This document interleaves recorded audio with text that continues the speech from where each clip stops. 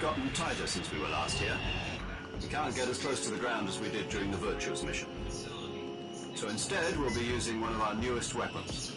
Snake, you're being given an honor on par with Alan Shepard. This is our last chance. Show your patriotism. If you fail, you'll be back in a hospital bed again, waiting for the firing squad.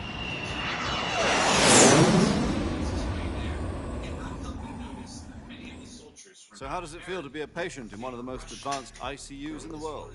Could you do me a favor and tell the suits about visiting hours? I'll never get better with them assaulting me day and night with their questions. Must be part of the top brass's inquiry. More like an interrogation. According to them, I'm a traitor and an accomplice to the boss's defection. They're just looking for a scapegoat. Does that mean they're after you, too? Let's just say neither one of us is going to be made a national hero out of this. Does this mean Fox is going to die? No. This Fox is still one step ahead of the hounds. The reason I came to see you today, Jack, it's time for Fox to clear its name. What are you talking about? The situation has changed. You've still got a chance to come out of this one alive. Yeah, what kind of chance? Don't get too excited. Here, have a cigar. It's Cuban.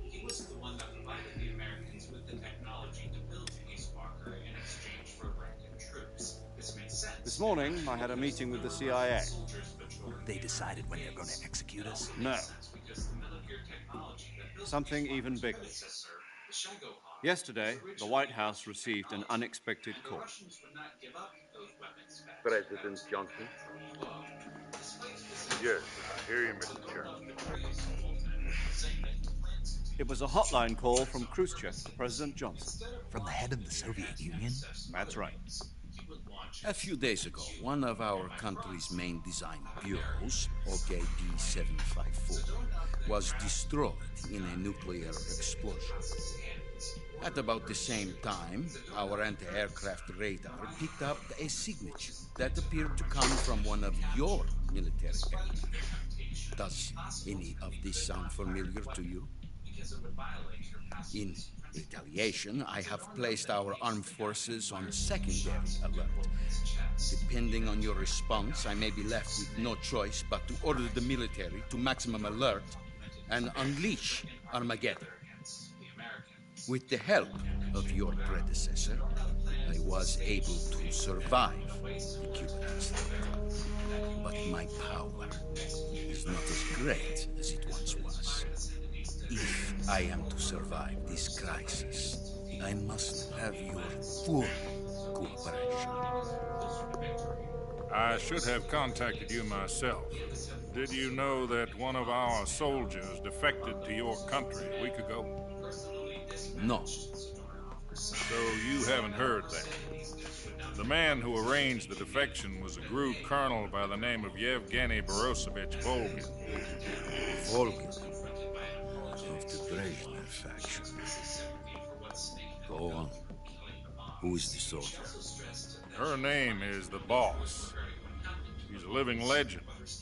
During World War II, she was the one who led us to victory in that war. In Russia, you know her as Voyevoda. You mean the Boss? The mother of your special forces? Yeah, that's the one. And she took 2 miniature nuclear shells along with her. The Boss took 2 miniature nuclear shells. I'm afraid so. I believe they were a gift for her new hosts. The Davy Crockett Atomic Battle Group delivery system was completed 2 years ago. Serious problems were found with the launcher's range and precision. Although they were mass-produced, they've never been deployed in battle. But Sokolov's research facility was completely wiped out. The whole area is polluted. I can only offer you my deepest condolences over this terrible tragedy. So, the Boss, with Colonel Volgin's help, stole 2 experimental nuclear shells and took them with her as a gift when she defected. Then, shortly thereafter, Sokolov's design lab, a top-secret military research facility, was destroyed by one of these weapons. Am I right so far? Yes, that's correct. And the American government denies any involvement in the affair. Is that right as well? That's correct. We were not involved in any way. Then what was a U.S. military aircraft doing on our radar screen? It was clearly in violation of our airspace. And yet you say it was not acting under your orders. That's correct. You expect me to believe that this was all the work of a single soldier? I don't know what else to tell you. The army insists that this is all a ploy on your part. I've said it once and I'll say it again. Our government had nothing to do with it. And I would like dearly to believe you. However, I'm afraid my power over the military has weakened since the Cuban incident. I will need some kind of proof that this was not the action of the American government. You have 1 week. You must catch the boss yourselves and recover the remaining nuclear device. Then, you must find some way to prove your innocence. Prove our innocence. Yes, preferably something painful. Prove to me that this is not merely another one of your tricks. The boss should be close to Colonel Volgin. How about a little co-action? I would not expect too much if I were you. The political situation here is unstable. And Colonel Volgin is a member of the Brezhnev faction, which seeks to topple my government. 1 week. You have only 1 week. And if it is not too much to ask, do something about Volgin as well. What is that supposed to mean? Nothing means nothing. Call it a modest gentleman's agreement to ensure our continued relationship. What if we can't prove our innocence? I will be unable to restrain the military. I will be ousted, and they will seek their revenge. A nuclear attack on the United States? I leave the disposal of this situation entirely to your discretion, Mr. President. Disposal. If you fail, it will mean the beginning of a new world war. To put it simply, in order to avoid a full-scale nuclear conflict, we have to prove that America was not involved in that explosion. And eliminating the boss ourselves will prove America's innocence? Right. The higher-ups have decided that you're the only one capable of pulling this off. You were her last apprentice. Screw this one up, and we'll both be 6 feet under. There's no choice.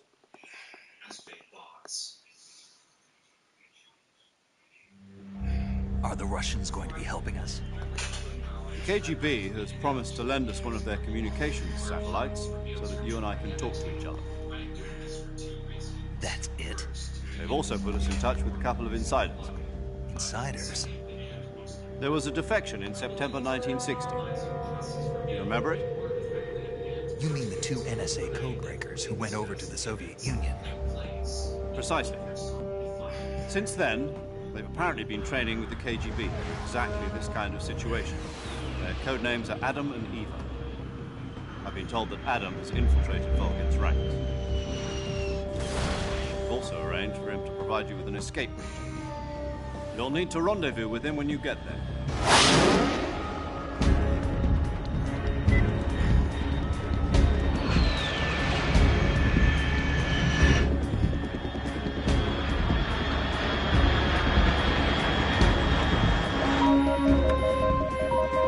Control. Unidentified aircraft detected. Altitude 30,000 feet.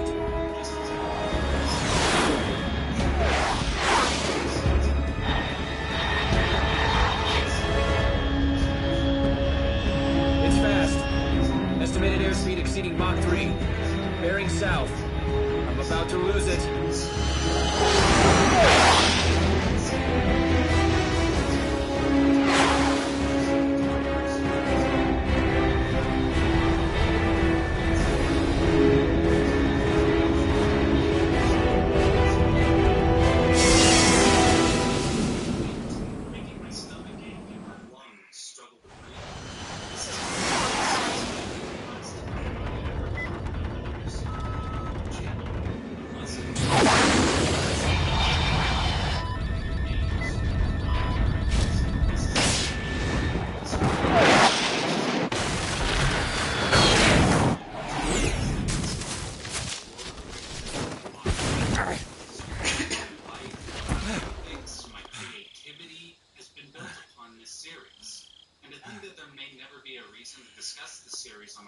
again, well, it legitimately makes me depressed.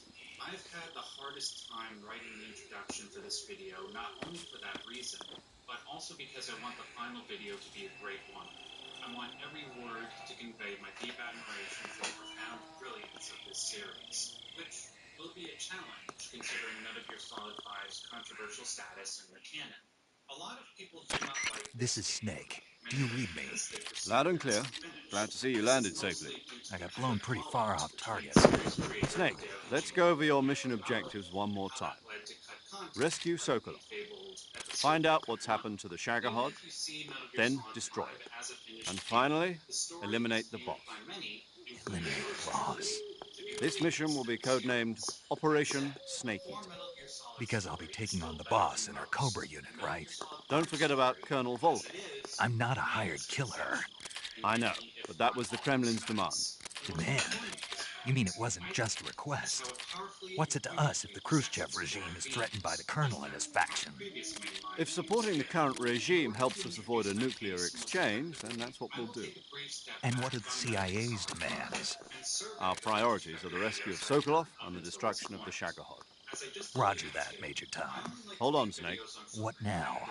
I'm changing my codename. It turns out Tom wasn't the most auspicious choice. What do you mean? Well, the truth is, when I chose my codename, I picked the wrong one. The wrong one? Did you ever see the movie The Great Escape? It came out last year. I must have missed that one. Anyway, it's based on a true story about prisoners who escaped from a POW camp in Nazi Germany.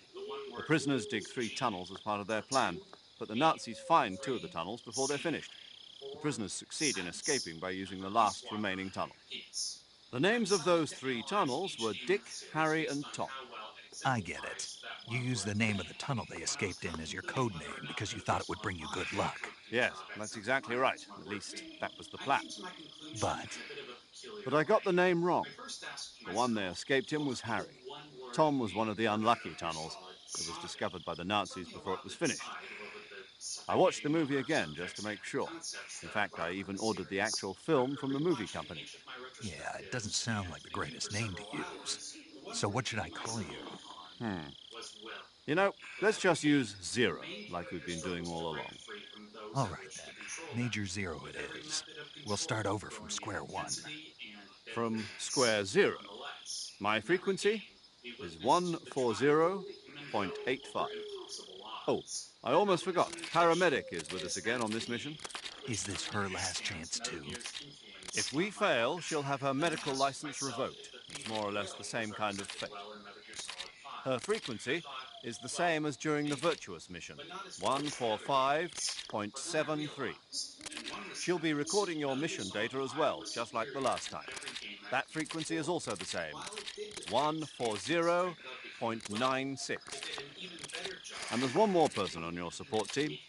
His name is Mr. Sigint. He's an expert on the latest in weapons and equipment technology. You'll be going up against some of the world's most advanced weaponry when you infiltrate the research facility. If you have any questions, just ask him. His frequency is 148.41. Mr. Sigint. Got it. Adam, your KGB contact, is waiting for you at the abandoned factory up ahead. The same factory Sokolov was being held in last week. Yes, meet up with Adam first. He's cleared the way for you to rescue Sokolov. How will I know this Adam guy when I see him? You'll know once you reach the factory. The whole area's been polluted by the fallout from that nuclear blast. No one else would dare come close. The password is, who are the Patriots? And Lali Lule Lo. Lali Lule Lo. Gotcha. You've been equipped with a 45 for this mission. Be careful, it's noisy. I thought standard Fox procedure was procure on-site weapons acquisition. The circumstances are different this time. You're now on an official mission for the United States government.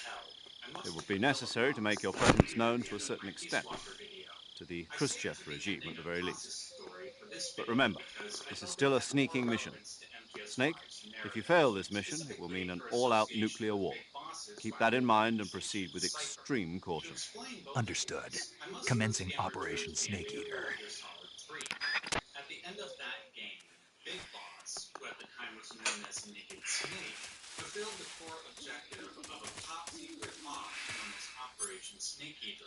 His objective was to kill his former mentor, the Boss, the greatest soldier the world had ever known at the time. This was done in order to appease the Russian government. The Russians suffered a nuclear detonation on their soil. Given that it was the Cold War, and the fact that the Russians knew about Snake's presence in Russia at the time of the detonation, they suspected the Americans. The reality is that this nuclear detonation was a false flag operation carried out by a Russian colonel, Ernst Volgin. In the Russians' view, killing the Boss would reinstate a sense of equilibrium between the two nations. Snake saw his mission to the end, despite the unimaginable emotional pain this assassination would take on his soul. The worst part of all was that the Boss was made out to be a Soviet defector, and when she died, this would be her official legacy. She would be forever seen as a disgraceful traitor. This was an apocalyptically unjust way to treat a legend, a woman who saved the world from nuclear annihilation. The disgust that Snake felt with the Americans and the Russians made him and his allies contemplate what would be the best way to enact the Boss's will beyond the grave. Doing this would be a symbolic form of revenge against the powers that be. There were two primary visions, one offered by Big Boss, and another offered by the man who commanded him during Operation Snake Eater, a man codenamed Major Zero. Zero's view of the Boss's will was to unite the world via control of information, as well as control of minds via nanomachines. Big Boss's view of the Boss's will was the creation of an independent nation of soldiers, ones that were not bound by obligation to their governments. Their services would be contracted by the highest bidder, with no bias regarding ideology or nationhood. This independent nation took on multiple forms throughout the series, but the idea behind this nation went by the same name throughout. That name was Outer Heaven. These differing views of the Boss's will caused great tension between the two men. This deeply saddened Zero, because he not only felt like he would eventually lose his friend over this ideological battle, but lose a potential icon that would replace the Boss, one that the world could unify around. If Big Boss would not be that icon, then Zero would need a replacement. This replacement came via the Les Enfants Terribles project. Zero sought to create clones of the Boss so that one of them might become that iconic figure. Two clones were created, one named David and the other Eli. Their code names were Solid Snake and Liquid Snake. When Big Boss eventually found out about the cloning project, he cut off all ties from Zero out of pure disgust. What followed was a decade-long war between the two men. At the end of Peace Walker, we witnessed a piece of this ongoing war when Paz revealed herself to be an agent of Zero's organization, the aforementioned Cypher. She threatened to steal Big Boss's nuclear model, Z, and use it to launch a nuclear attack on the United States. Aside from the obvious lives lost, looks like death wasn't ready for you yet. The primary purpose of such an attack would be to permanently tarnish the reputation of Big Boss's organization. Boss! That arm still hurt? By proxy, Psycho will gain the upper hand over Big Boss. What are you doing here? For a long battle, Big Boss defeats Paz.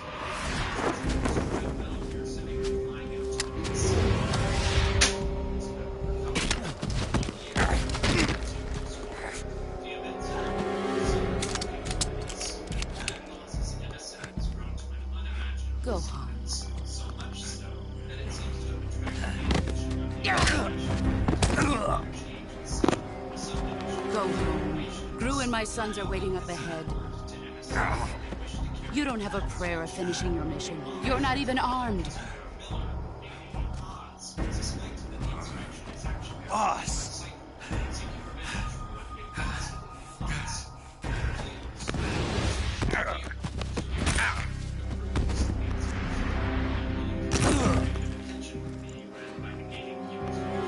I'm not your boss anymore. There's nothing for you here. Go home. Go back to your boss. There's no need to prove that you are virtuous here. This isn't America.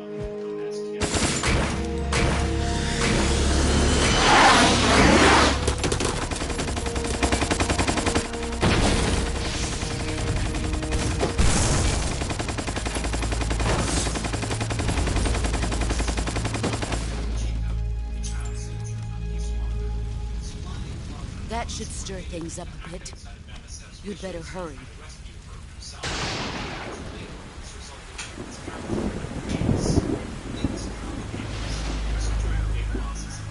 The border is 60 miles south of here. You ought to be able to run that far.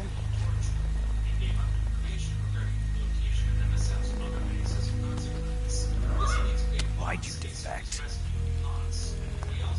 I didn't. I'm loyal to the end, to my purpose. What about you, Jack? What's it going to be? Loyalty to your country or loyalty to me? Your country or your old mentor? The mission or your beliefs? Your duty to your unit or your personal feelings?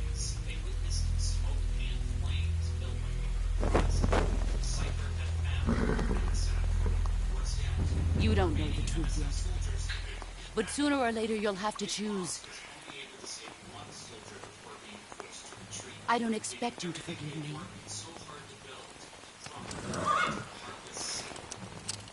But you can't defeat me either. You know me too well.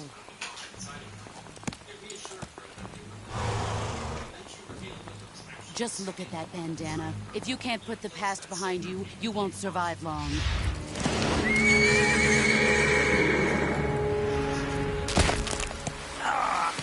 If we meet again, I'll kill you.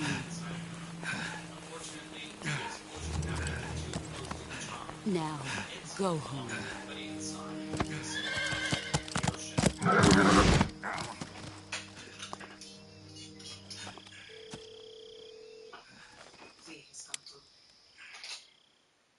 Big Boss wakes up.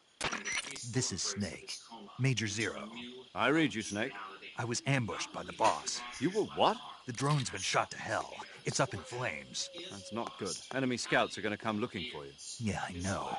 But what was the boss doing here in the first place? There's got to be a leak somewhere. No, that's impossible. The man the boss is working with, Volgin, isn't exactly on speaking terms with Khrushchev. I lost my gun. The boss destroyed it. Snake, I know how you're feeling. It's hard for me to believe, too, that a legendary hero like the boss would go over to the Russians. That she'd double-cross us like this. But that's how it is, and if you don't accept it, you'll never be able to beat her. That's not the problem. In terms of sheer technique, I'll never be able to beat her.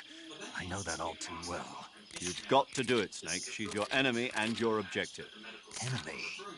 We were together for 10 years, and now you tell me she's my enemy? Enough. Hurry to the factory where Adam is waiting. Scouts have probably already been sent out to investigate the explosion. You've lost your weapon, right? That means you've got no chance of winning in a battle situation. Whatever you do, don't let them see you.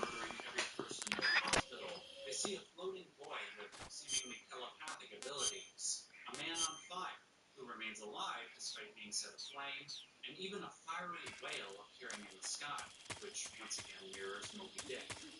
Though both get separated amidst the chaos, they both manage to escape death. Once Big Boss reaches safety, he encounters a face that is immediately recognizable to metal gear fans, but is somehow not immediately recognizable to him. This is HQ. Their history. Just as he's appeared in all the other mainline Metal Gear games, Revolver Ocelot returns to evidence of an enemy intruder. Commence alert operation. Ocelot Acknowledge. Sending reinforcements. Use extra caution. constantly trying to rebuild this original name, the Diamond Dogs. Dogs was also the one who contracted Ocelot to Cyprus to save the humans. But around the time this contract was made, Kaz was captured by Exarach forces. Soon after, Big Boss locates Kaz, but finds him on the brink of death. This is because Exarach torturously removed his arm and his leg in order to extract information. After a brief skirmish with some of Exarach's specialized forces, Big Boss manages to extract Kaz. When Big Boss leaves Kaz to be looked after by Diamond Dog medics, Kaz makes Big Boss promise that he will get revenge on Exarach and the Cypher. Although Big Boss agrees, he's adamant that this revenge will not be predicated on what happened in the past. Rather, it will be about building a better future. Before I continue, I need to provide a qualifying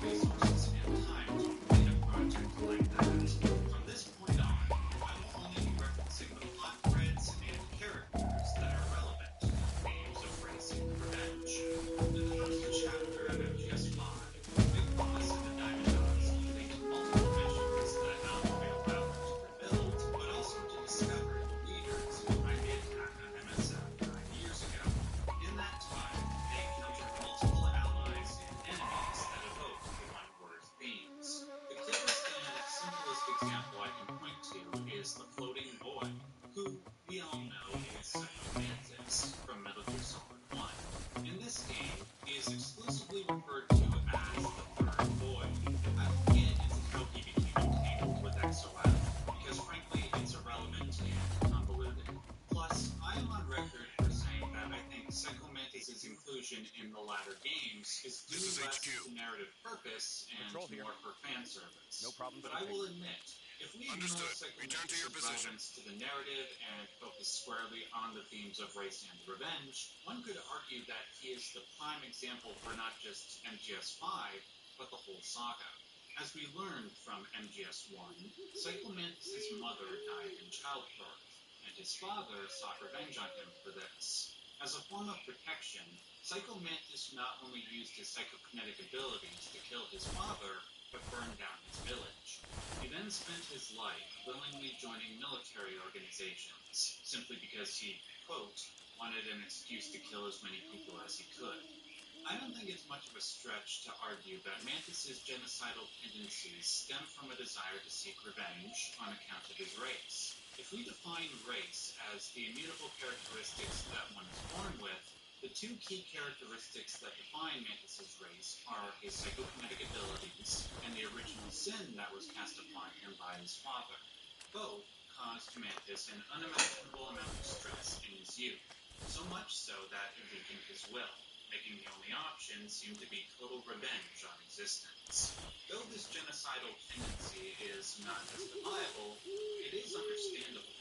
That said, by being in MGS5, he serves as a hellish reminder of the world scenario that succumbs to their desire for revenge. And speaking of MGS1, at night, poisonous animals will... makes an appearance. This is HQ.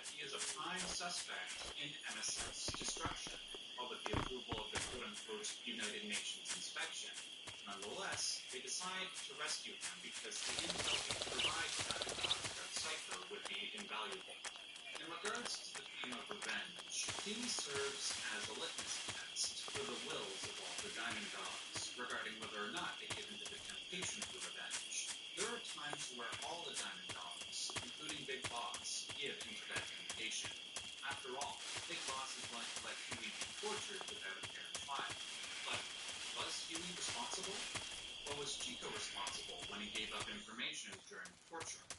At first, first, I was inclined, in all my naivety, to think Huey wasn't responsible, given the fact that he wanted to quote-unquote defect from XOF to Diamond Dogs, despite the torturous interrogation he would inevitably face, maybe even the death penalty if found guilty.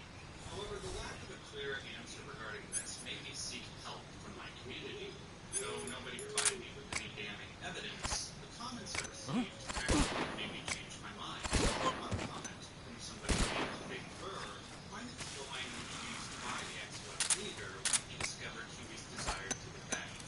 His use of traitor felt like it had greater weight, as if it was referencing an initial willingness on Huey's part to defect to XOF.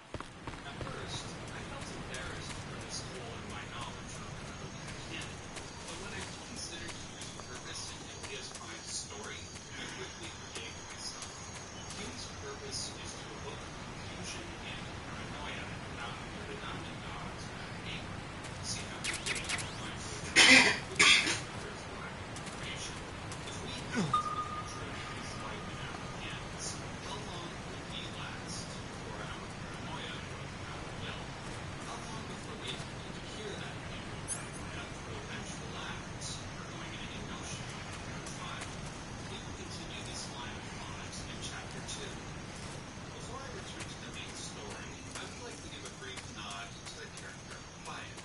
Her relevance to the theme of revenge becomes more relevant later, but there is one moment early on that is worth mentioning.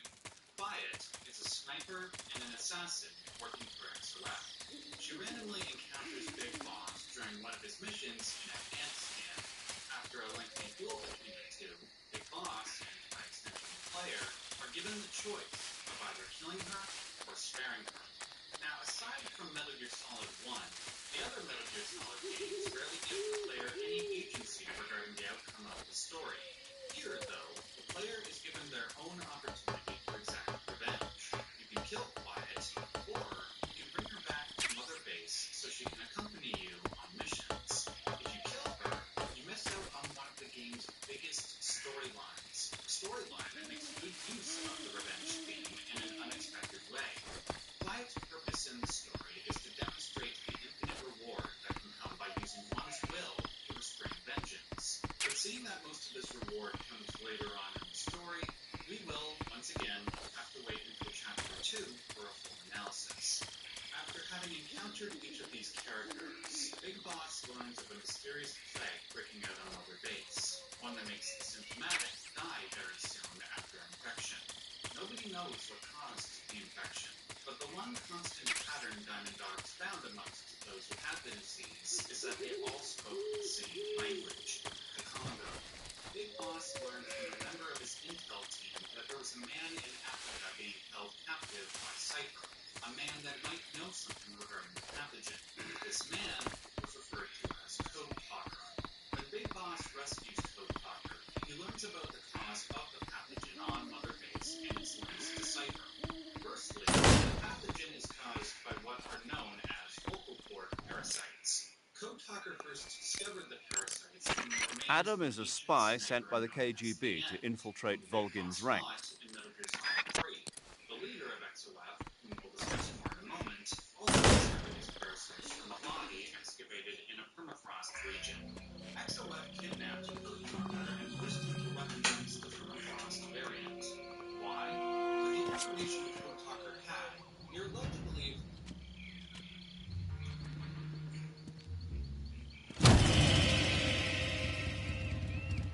Sorry I'm late. Cut the engine. They'll hear us. Are you the agent they sent? Are you Adam? I thought you were supposed to be a man. Adam couldn't make it. All right, say the password. Who are the Patriots? Who are the Patriots? Answer me!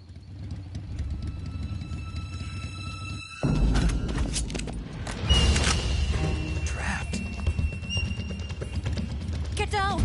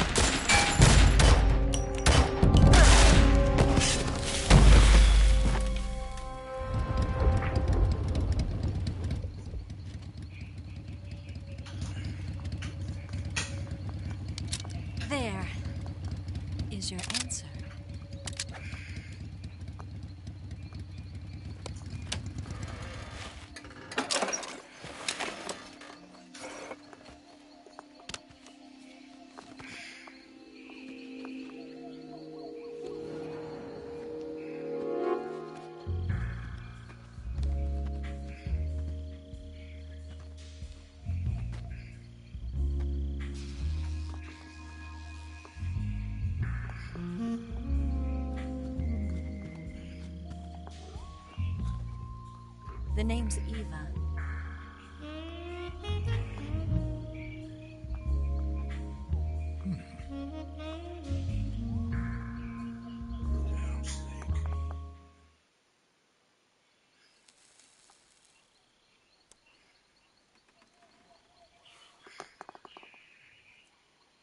This wasn't part of the plan. What happened to Adam?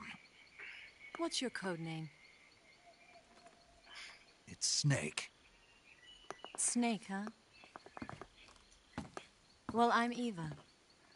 Are you here to tempt me?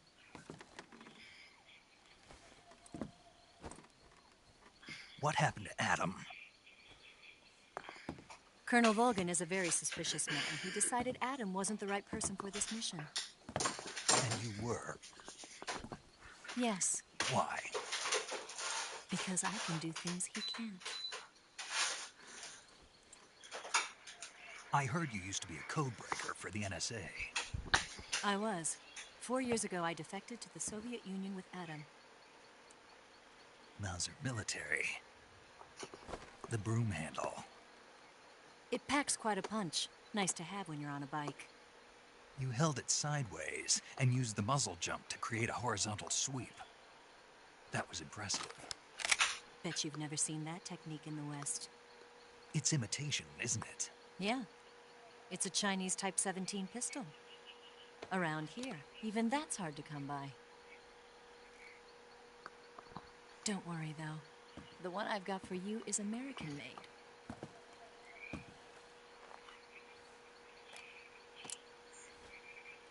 .45, huh?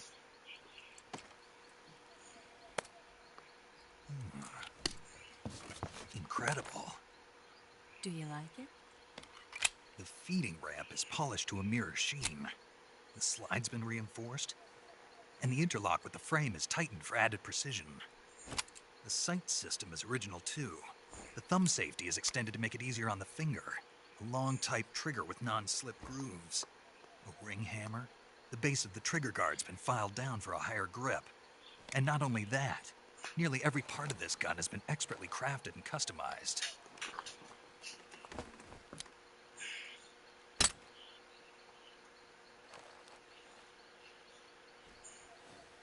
Where'd you get something like this? I grabbed it from a Western munitions armory. It probably used to belong to one of your officers, and there are more where that came from.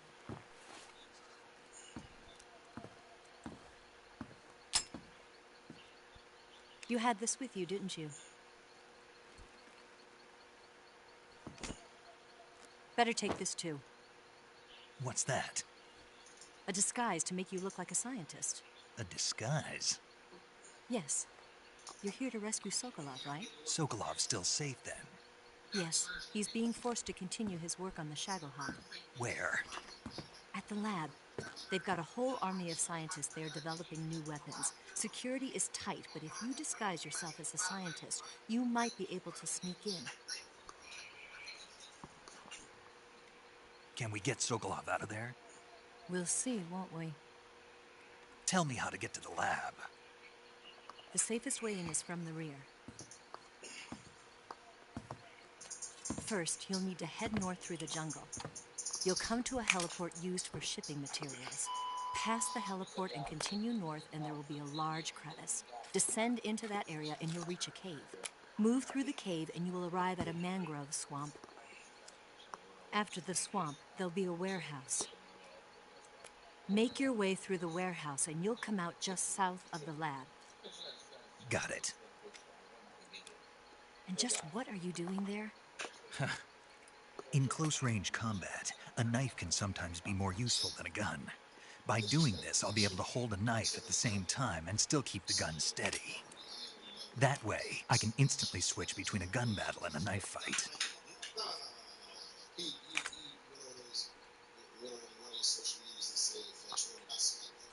Right, let's get going.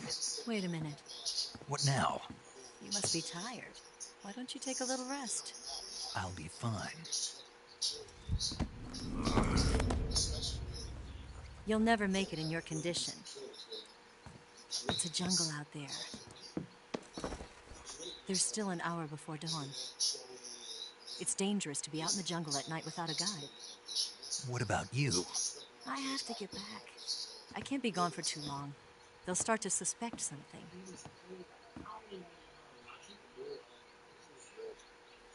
Don't worry. I'll keep you updated over the radio. That's it? My orders are to provide you with information, nothing more. You look disappointed. All right, then. I'll do something special for you.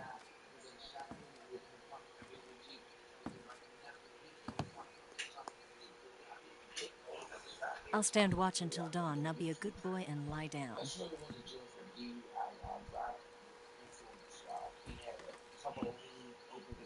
What's the matter?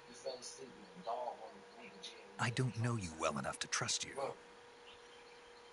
How well do you have to know me to trust me? I don't know if I can trust anybody.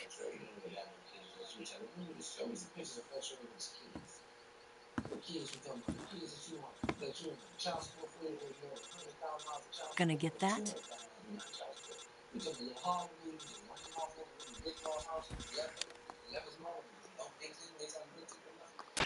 She's right, Snake. You should get some sleep. Although in your condition, you really ought to be back in the ICU. Whenever you save the game and quit, you'll go to sleep. Sleeping allows you to gain back stamina naturally. Depending on how long you sleep, you may also recover naturally from sickness and injury. When you're tired or hurt, the best thing to do is just get some sleep. So do yourself a favor and take a nap. Doctor's orders, okay? Yeah, okay.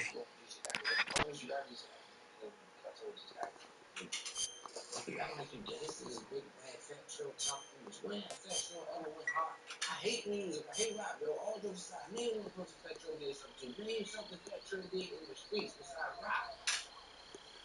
Because that's the grand Fat Joe was born in D. While I was born in DC, I was raised out this hospital. You can't really post that, bro. You ain't back there in Washingtonian when you wasn't born in Washington, DC. I gotta use DC and image that. Act like you're from the Fat Joe speaking on DC and you was born in Virginia.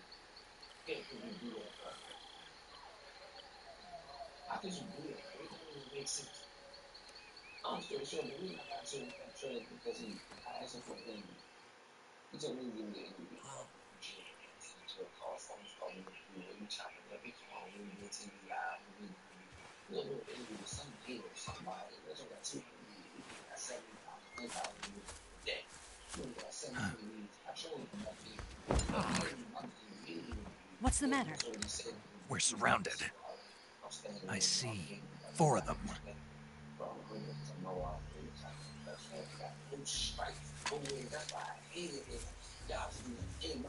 We've got company. It's the Ocelot unit. Let's get out of here. Hurry. Don't forget your gear. Here, give me a hand.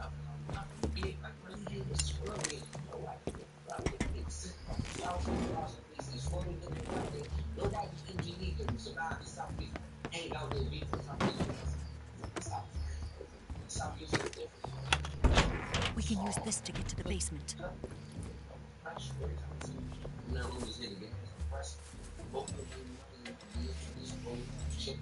Damn it! Ocelot. I'll get past them on my bike. I'll call you later. Okay, I'll keep them busy. Huh? Don't go down, Louie, now.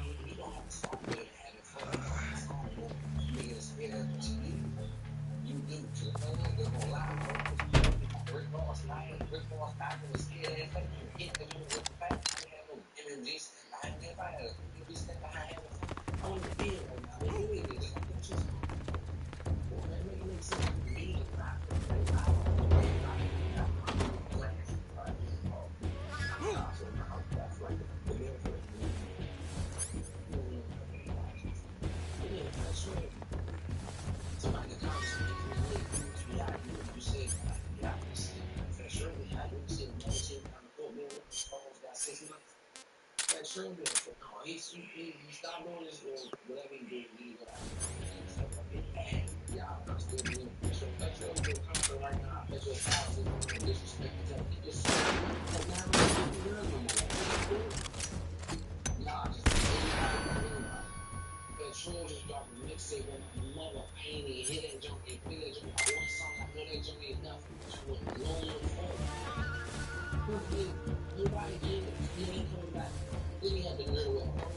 What? Not here? Did he get away? Did we lose him? He's got to be around here. Find him. Move!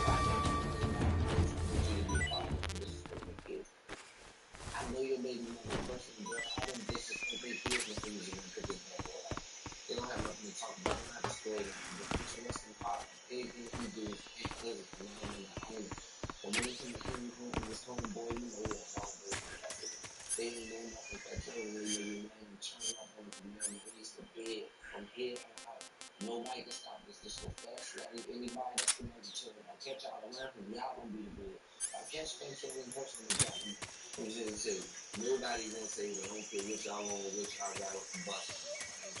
Nothing all that this. Put y'all in a position where y'all produce it. I want to see if that's going to be the minute going to be saying, and how you, if you ain't trying, you cannot bank on nobody else. That's a life for somebody else. But I tell you something, I'm not doing it. I swear to God. I ain't even gonna do that.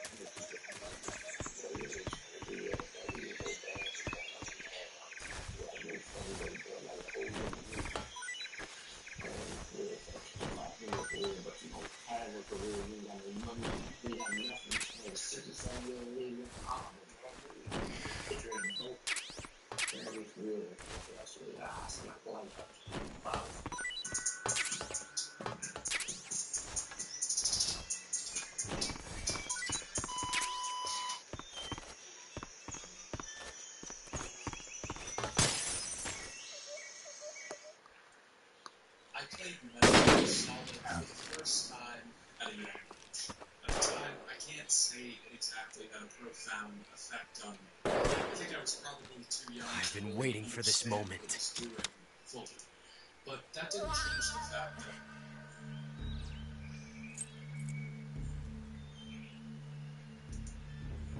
That's it. That's the stance. I don't think so. What? A female spy? Stay out of the selection. There is no reason to participate in this entire This bitch is wearing perfume. I have dealt with this topic during the last election. I think it's Stay where you are. I've had enough of your judo. I see you've got yourself a single-action army. That's right. There'll be no accidents this time. You call that an accident? Well, it wouldn't have happened if you hadn't been showing off. What did you say? It's a nice gun, I'll give you that. But the engraving gives you no tactical advantage whatsoever. Unless you were planning to auction it off as a collector's item. The Matrix is a very powerful weapon used by our enemies. And you're forgetting one more very basic thing. That they believe is reality. Makes them believe that they You have don't more have power what it takes to kill me. It keeps them from living through the true power that our Creator has given us. It keeps us sedated We'll and see. defenseless against our enemy. As a recap, the Matrix is a world that has been made to purposely deceive you, while at the same time to contribute satanic help us.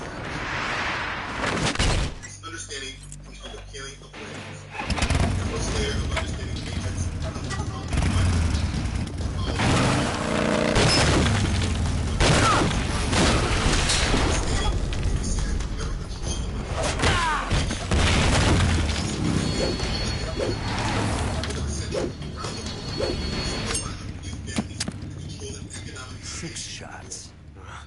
That thing only carries 6 shots.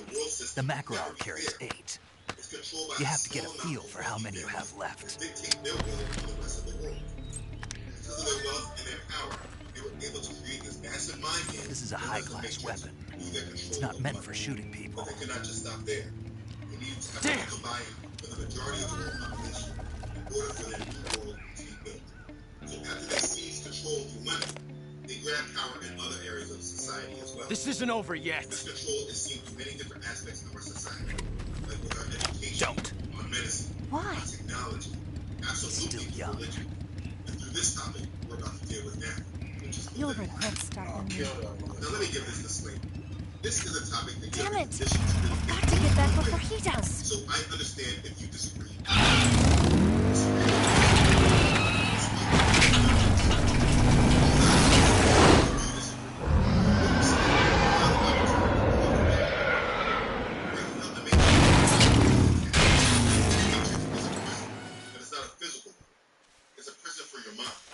Makes it more dangerous than a physical prison could ever be. What makes a mental prison worse is first, you don't even know that you're there. You don't know the prison exists, which makes it even harder to escape. Another problem is once you feel that you have freed yourself, that you freed your mind, you often find that you have just freed yourself from a corridor of the prison. You still have a ways to go to really break out.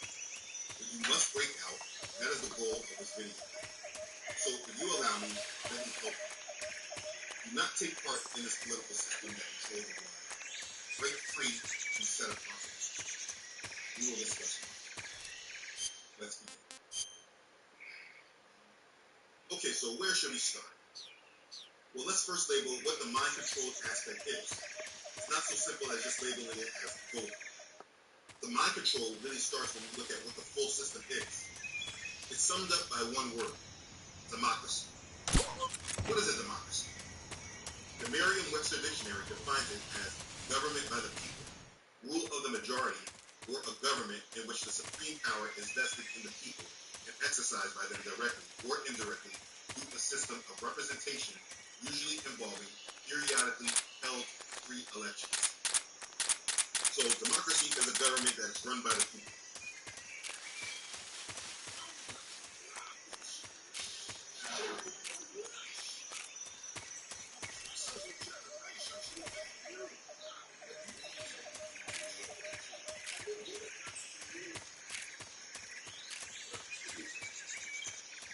They say it's for the people.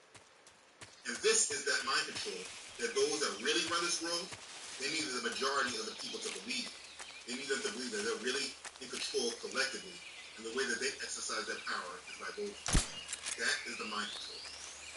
Now before we examine why that is mind control, let's go back and look at the world before this mind control way of thinking began. So let's go back in time to the world before this mental barrier of democracy really took hold. Now, a democracy, it's not new. Democracy can be traced back to ancient Greece in the 5th century BC. But I don't want to go too deep into that, more than saying that the idea is not a new one. The difference where I want to explain is where the power normally was. In the ancient world during the times of the Bible, power was held in the hands of a small few. There were kings, queens, and emperors. This was a government run by an absolute power, what we would call monarchy. Power was able to be seen clearly as the who was in control, who yielded control. An absolute ruler may be accepted because the people believe or accept the idea that God gave him or her the right to rule. This belief is known as divine right, which often has been associated with the monarchy, a form of government in which the power of the king or queen is hereditary. What I am explaining is that this was the most common form of government that the world had before. I won't go too deep, but there have been those that have been given a right to rule by the god of this world, Little G. Snake, are you there? Eva, Did you miss me? did you make it without any trouble? No one saw me. So you're back with Vulcan. In a matter of speaking. What about the boss? Yeah, she's here too. Better be careful. Thanks, I will. The boss and I get along pretty well, though. I guess we traitors have a lot in common. Why would anyone want to defect? Betraying your country like that, I just don't get it. Are you talking about the boss? Why do you do it? Weren't you born and raised in America? Yes, in a small rural town. I never even knew there were other countries, other cultures, other ways of thinking, until I went to work for the NSA. And one day, I found I'd lost faith in the things I'd been taking for granted. What did you see? What was it that made you want to change sides? You wouldn't believe me if I told you. Try me. I saw the universe. The universe? Not the actual universe. The universe as the intelligence community sees it. I realized that the gravity in this universe was holding me back. That's all. People and countries are both changed by their environment and by the times. That sounds like what the boss was saying. There's a world of difference between this country and America, but it's only a difference of position, a difference of perspective. Coming here made me realize something. Half of what I'd been told was a complete and utter lie. The other half was a conveniently constructed lie. Where's the truth, then? It's hidden in the lies. Are you lying too? Who knows? I've been trained to make even the most severe falsehood sound like the honest truth. Weren't you? No. I believe because I have to, even if it is a lie. That's part of my mission. I'll have to remember that. If you need me, give me a call on the radio. My frequency is 142.52. See ya. They will rebel against it. This prophecy will not be fulfilled. In his power grab on the people, he created a system in which the people felt they had a say, that their voice matters, and that through exercising their voice, they are able to create the world that they want. When you think about the manipulation, the scheme is actually very well played. You don't force people with a hard hand or violence to submit to the will. When you give them a voice, it's a stake in the game, make them feel that they're part of the system. Then they will actively care for it. And that is the agenda or scheme that has been carried out in these regions. It's giving the people a feeling of control and then leading them into making the decisions that you want them to make. What is ironic and manipulative is that while the devil is using his soft approach to bring the masses into this new world, he used a heavy, hard hand, meaning he hijacked the church and started spreading Christianity around the world. He used Yahweh's word and a get down, lay down approach, making people submit to the Bible, fear, and worship. It had very negative effects on the world at this time. So in this peeling back of the onion of the Matrix, we see that in order to create this new world, Satan and his minions have given the illusion of rule and power to the people, which the people feel that they are building this new world themselves, and we're not coerced by its ultimate power. So we're taught that in order to change the world that we live in, we have to do it by exercising our voices. We are taught that our voice is our vote, that we cast. And that is the mind control that was embedded in the American society. And the oldest generation, the Great Depression babies and their children, who we know as the baby boomer generation, have been overly programmed to believe in the system. And then when you look outside of America, you find that they way to spread this mind control all over the world, giving people the illusion of power and choice by establishing democracies. Now, before I get into the easily identifiable reasons why you can see that we should not believe in this lie of democracy, because we are, in fact, an oligarchy, which is ruled by a few elites whose right to rule is based on possession of wealth, social status, military position, or achievement. This is the unseen hand, but I won't get into that yet. Let me just cover why this democracy is not ordained by Yahuwah our Father. Now, don't get me wrong. This system that they created comes with benefits that we are able to use. Like, without this system, videos like this wouldn't be able to exist. Try to make content in China that speaks against the Chinese government and see where that lands you. There's a freedom to do certain things that doesn't exist in other forms of government that's taking the power out of the hands of the people. But with this, becomes a double-edged sword, because the same laws that are used to promote our rights are the same laws that are used to change what is accepted in this world, bring about more liberal agendas that were never accepted. You see, the purpose of democracy is not simply putting the power in people's hands and giving them freedom. It's actually about taking the power out of Yazoo, our creator, giving the people the freedom to create the world they want. Understand, we are created to live under the dominion of our creator. This is his world. This is something that we have lost sight of. We have all these purposes and agendas creating a world that has nothing to do with him to bring about his righteousness. The minute people started feeling that they had power in this world to bring about the change that they needed, we instantly started to move away from our creator. It's deception, and precisely how we see in Revelation chapter 12, verse 9, that Satan deceives the whole world. In order to create his new world, where Satan is worshipped as the Most High, he had to deceive the world, taking away the power from Yahweh, putting the collective will of people over the will of Yahweh Most High. We can see that this is not what our Father ever intends for us to do. He does not want us moving to our own will, but living for his, building his kingdom. We just go back in the Old Testament in 1 Samuel chapter 8. Yahweh intended to be the only king that reigned over Israel, but they rejected him and wanted to be like the other nations and have a king who reigned over them and judged them. As Yahweh said to Samuel, "Heed the voice of the people in all that they say to you, for they have not rejected you, but they have rejected me, and I shall not reign over them. According to all the works which they have done since the day that I brought them out of Egypt, even to this day, with which they have forsaken me and served other gods, so they are doing to you also. Now therefore, heed their voice. However, you shall solemnly forewarn them, and show them the behavior of the king who will reign over them." It's 1 Samuel chapter 8, verses 7 through 9. And it did go down to Israel after that point, and Yah warned them, "Get this one. He never intended for us to create a perfect world with justice and equality. You will not find it anywhere in the Bible where he gave us the charge to create a world based on our own will and our own desires. We are to be led by his spirit and to do his will. But we are still subject to the laws of the land.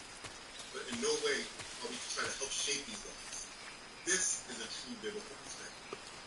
And listen, it's possible that you haven't heard this perspective in your churches ever. Because guess what? Your churches, most of them are sold out to Satan. They're sold out to the system in their 501c3 organizations. And therefore, they have to say what they're allowed to say.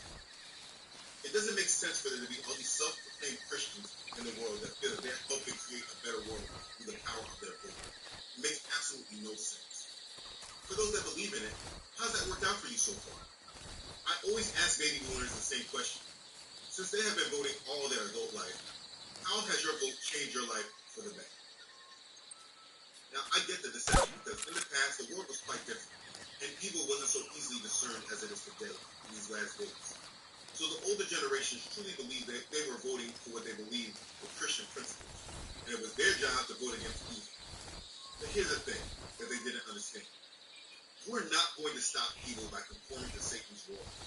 You only will stop it or slow it down when rejecting his world and his ways. If the Christian church had collectively separated themselves from the world and not participate, and lived solely through the word, then evil would not have been so easy to prevail in the way that it has over the decades. What people have been doing is they're fighting fire with fire. They were trying to fight Satan using Satan's tactics and schemes, and they were unknowingly racing us towards the fulfillment of biblical prophecy, and the worst part is that they're on the wrong side of it. And that's the true reality. This is why Bible prophecy is something that's not taught strong in the churches. Because if the book of Revelation was taught and the understanding was lived through, there would be an understanding that no matter what this world will be racing towards evil, and the church would know that its only role would be to be the light of the world, showing how to not be a part of the journey. This is HQ.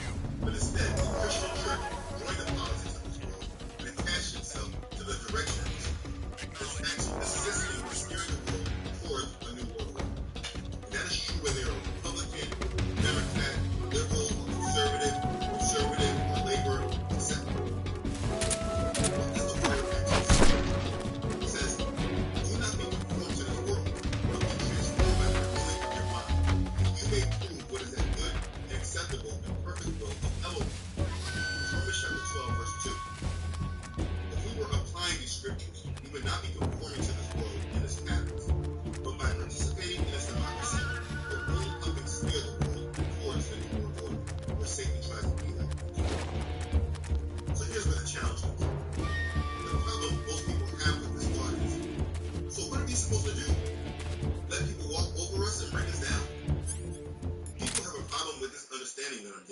because they have a belief that they have control. This is something that you need to deal with now before it's too late. I'm talking to believers. Those that do not believe the word of Yah, those that do not believe in redemption only through Yahushua the Messiah, these people will not understand the concept of submission to the will of the Most High. If you're a believer, this should not be a new law. It should be a way of life that you're trying to get better at day by day. Those that believe that they have to do something, and that's why they vote, need to really evaluate their relationship with the Most High. He did not place the power to vote in your hands to bring about His kingdom.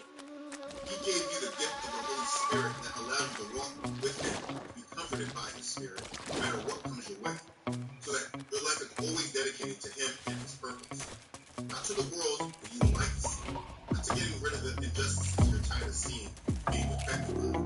This world that we're in right now is not your world to shape politically. And you being a part of the system, voting in it, only helps see. When you're attaching yourself to this political system, you're attaching your heart to the system and hoping for man to bring about change. Like when people voted in Obama, I remember people crying literally on their knees while he told the world. But it was not the change that everyone expected. Donald Trump also came with the same message of change, and draining the swamp, and the world is more divided and polarized than ever before. Biden was worse, promising more change, and he brought mandates that people still do not know the full extent of what they did.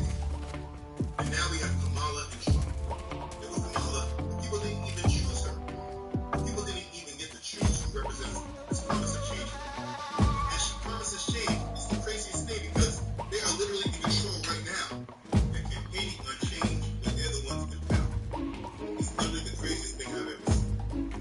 But people are falling for it nonetheless. But people like to do that, ignore these messages. They want to place blame on the other party. They'll say, well, the Republicans, they blocked everything Obama did. And the Democrats opposed everything Trump tried to do. Well, they just speak in defense because they were mind controlled to hate Trump. And so that hate of him supersedes any other rational thought. They don't even see the game that is played on. The system made Trump so much of the enemy that people can choose anything in order to not have Trump. It's crazy. Shifting blame is the normal thought process. But the fact is that no matter what side you're voting for or choosing, these people are leading the world exactly where the Bible has prophesied. And no matter what you did, whether you casted your vote or not, we would still be in the same predicament. But because the Christian church has attached itself to the world, they are continuously taken advantage of in their play. Let me keep it very real with you. The Democratic Party, which is the liberal party, would not exist today without the Negro Church. It's obviously not everyone, but there is a strong majority of Democrats that come from the Negro Church, and that's because they use racial issues and economic inequality against us. So the Negro Church is used to promote the agendas and legitimacy of the Democratic Party, completely being played, being forward. A Christian Democrat is literally the biggest oxymoron we can see, because the Democratic Party pushes a liberal agenda that is completely unbiblical and against the beliefs that the Negro Church says that they believe in. They go to church and praise God for one thing, and they go to the ballot box to vote for the complete opposite thing.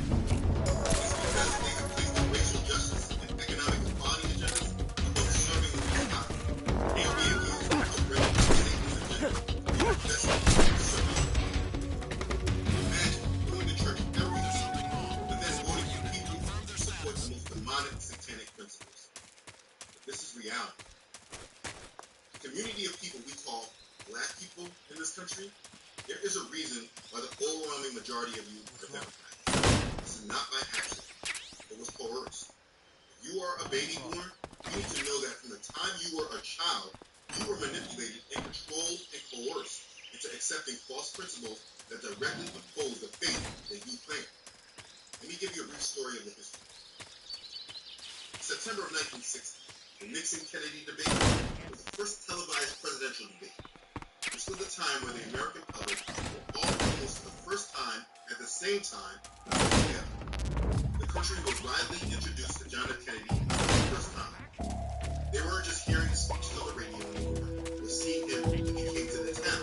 He was in everyone's home all at once.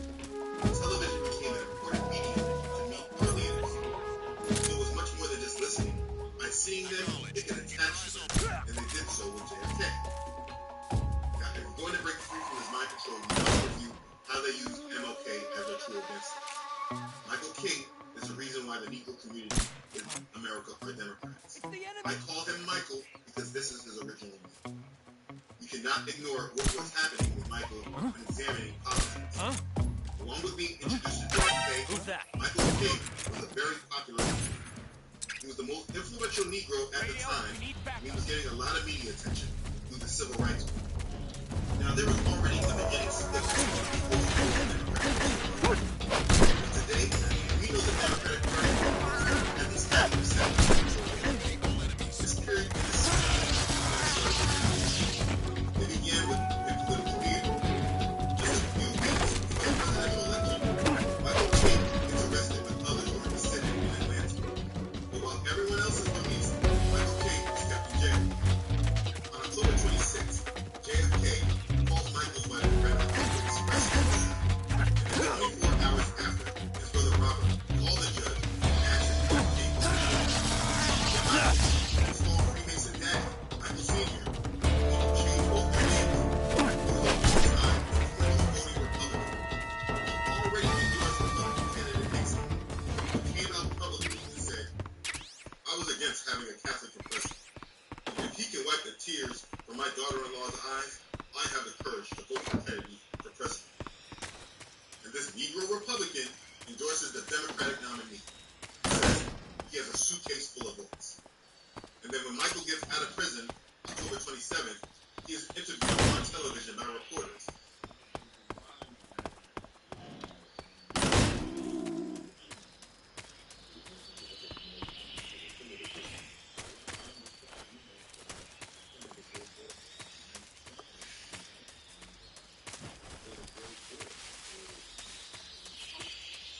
And they say this course of events.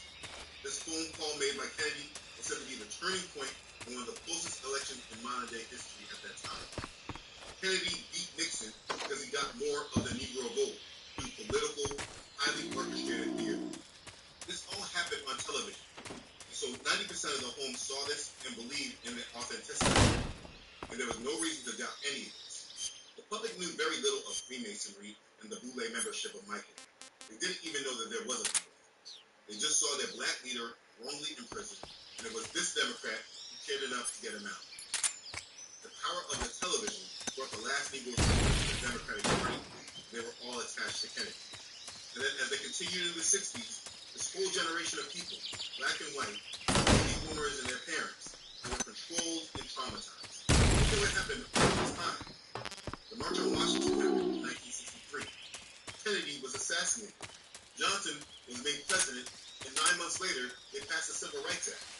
And the baby boomers, they felt personally responsible for the change.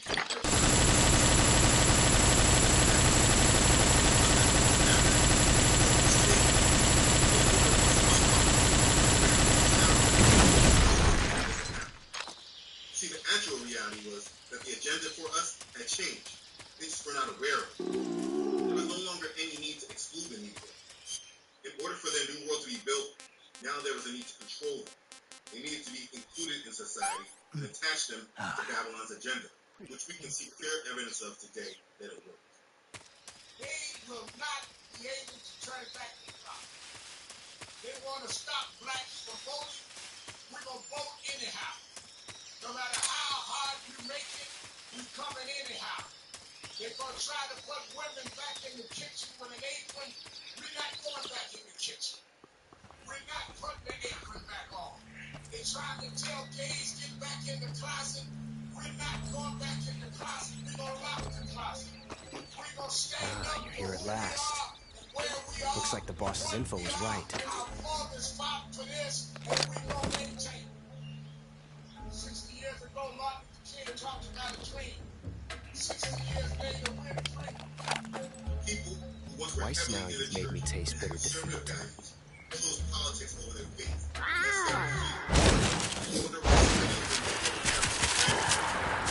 Liberal agendas, gay rights, abortion, feminism, all because of this event in 1964, they were attached. I hate to disappoint the Cobras, This but agenda you're was mine selling their now. soul to their masters. All of you, leave us. Involuntarily and forced to serve. And now they were demanding to be part of this system. It's just you and me. They knew nothing about. No one to get in our way. Because they were told that Ocelots are proud creatures. that it was about their skin color. They prefer to hunt alone. They just wanted to be accepted despite their skin color, which was complete garbage. They were manipulated by sellouts in their own community. I'm talking about the lower level groups. All these people who were attached to the enemy and were used by the enemy to make these people attach themselves to a system and a people against the Most High. They were led by Michael to look for the promised 12 land. shots. That land was not a promise to be at war, but it was a promise to be a part of this country. And so this is their religion. They don't know anything else because the black church was built around this. Equal rights and economic prosperity is a religion of the black church. This time I've got 12 They were mind shots. controlled to put their civil rights and equality and tie it to their faith. What they preached in the churches was a social gospel. So they had no idea who the God of the Bible is, except that they're to believe it. Then the next wave of YN children, and the next couple of generations after them, began to disavow themselves from the Bible because of the clear hypocrisy from their parents. And now, it's just confusion. You're all People talk, voting huh? because they're tied to a lie. And they have accepted values that their faith is completely against. But they vote because they feel that they can fire. Hold your fire. Isn't just about the Democrats. Republicans are just as bad. It's just a different agenda. The Republican side, because they're aligning with Trump and want to go along with him, they have made conservative values something excellent. Values that are actually more biblically aligned, made it seem radical because it's tied to Trump. I am not saying that Republicans are biblical. You won't get away from me. That's not what I just said. The white Christian Republicans, evangelicals, as we see calling them, are just the same amount of hypocrites as the black liberals left. In that range, huh? Remember, it's the same evangelicals that was the reason why we needed the Second Agenda in the first place. Because their Christian values attach to bigotry. Not bad, eh? So please don't misunderstand. There are certain values in the Republican Party that are more biblically aligned than the other side. And the agenda is about making those values radical or even racist because of the hate of Trump and the traumatization of racism. This is a big idea because of these values. And they also remember the values of the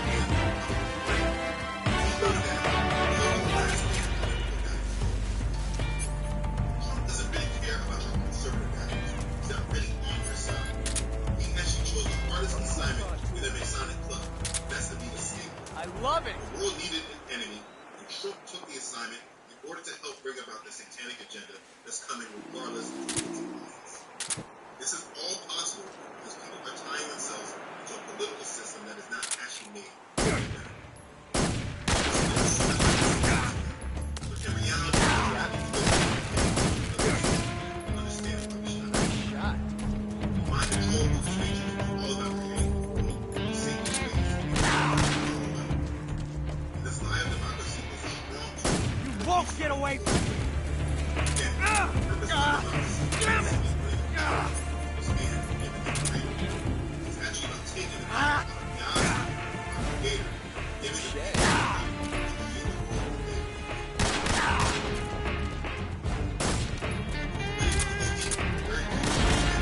Not bad. really understand the system. You look at the reality away from the matrix. Your vote, it doesn't really count. I mean, that's easily seen by the election between Hillary and Donald, where Hillary won the popular vote, but Trump won the election. The Electoral College actually decides who wins, and they can go away from the vote of the people. When Americans cast their votes for president, they are in reality directing other people, called electors, to vote for the candidate who receives the most votes in the state. The political party of the winning candidate in each state then sends its selected electors to the state capital to vote. But these electors can't vote contrary to what the state's popular vote was. There were 7 electors who voted contrary to the state's popular vote for president in 2016. Most have done so since 1972. That's how Trump got elected. No matter what, your vote does not matter. Someone else is in charge of You're all talk, the huh? vote that you cast. Let's say that your vote Shoot! didn't Get out of here! You're only giving candidates that the system has chosen as opposed to control. Let's say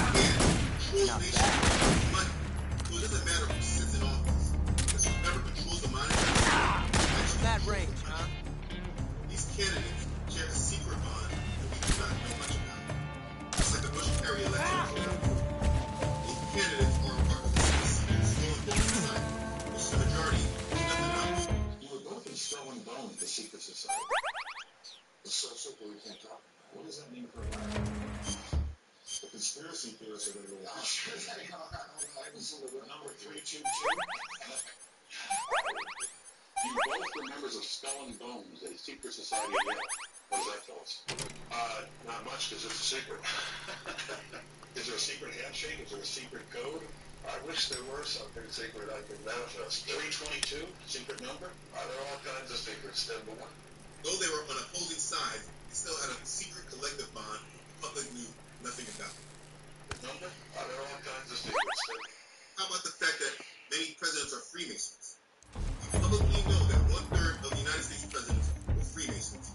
According to Albert Pike's Moral and Dogma, this organization is spreading the light force. How about the fact that many of the presidents are related? What's the odds that the first black president of the United States was related to extremely low. As you understand this country, you know the odds are but ignoring all that, let's actually say that they were not actually selected. Though they are, let's just for argument's sake say they were not selected. This is the reason why I do not vote in any election. Not just the national, but the state and local government as well. What elected officials really do is they decide to go with money. Power is not just given to the people. The thing is, those people get squashed. The fact is that lobbying, no matter what, is an unfair advantage. So no matter what is happening in the middle, whatever they desire actually gets pushed because of the money that is behind the scenes. Have that one. That's when you seek to influence politicians and those officials on an issue. This is a common practice in our political system. Truly learn about the system and follow the money. You see that no matter what, there are opportunities that are being elevated behind the scenes. No matter what you vote for, there is money being spent behind the scenes. Not supposed to really holds more control than your vote. You think your vote is their money? Here's another thing I want you to know. What if often hear people say Damn it. they're voting for the less Found us. That thought right there is the most dangerous thought. First of all, this is the training. And what biblical belief tells you that this is the desires of you. If you know that you can choose between good and evil, and any evil at all, you do not realize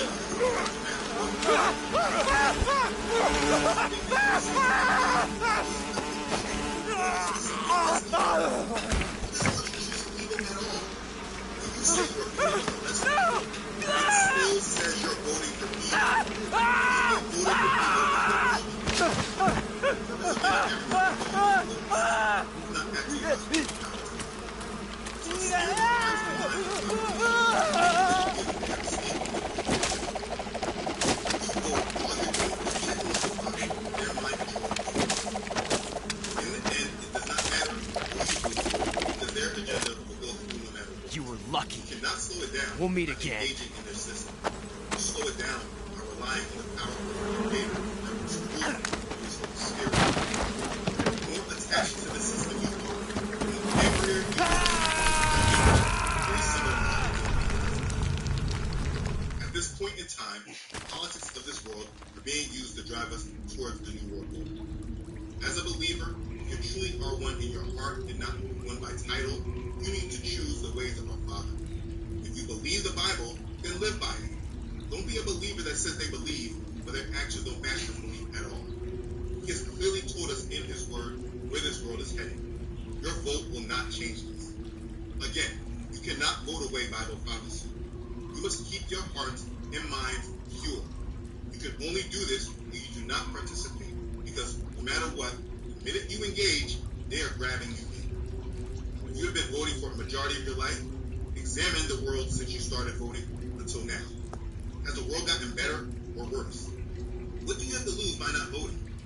The politics of today is not just promoting political agendas, but it's clearly seen that a civil war is brewing because of our polarizing politics. Both Kamala and Trump agree on one thing. If the election is not won for their party, there will be an apocalypse, which means no matter what, we're going to have a problem. The There's nothing you can do about this except stay clear away from this and protect your mind, protect your heart and your soul from being manipulated by these nations.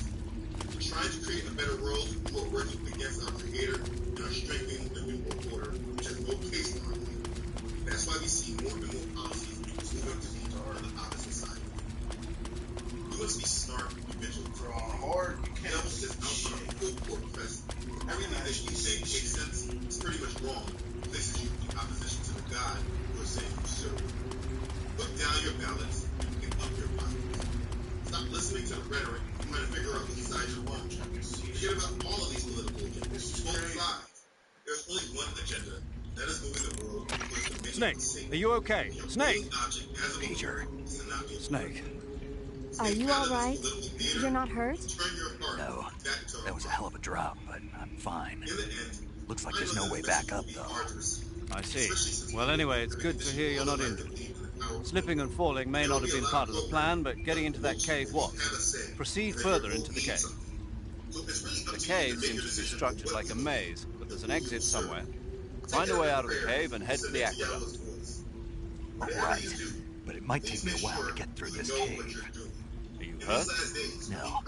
Is it the enemy? Did they set a trap for you? Not that either. Then what is it? It's dark in here. Dark? Yeah, there's no light anywhere. I should have brought a flashlight with me. So what you're saying is that it's going to take you a while because you don't have a flashlight? Right.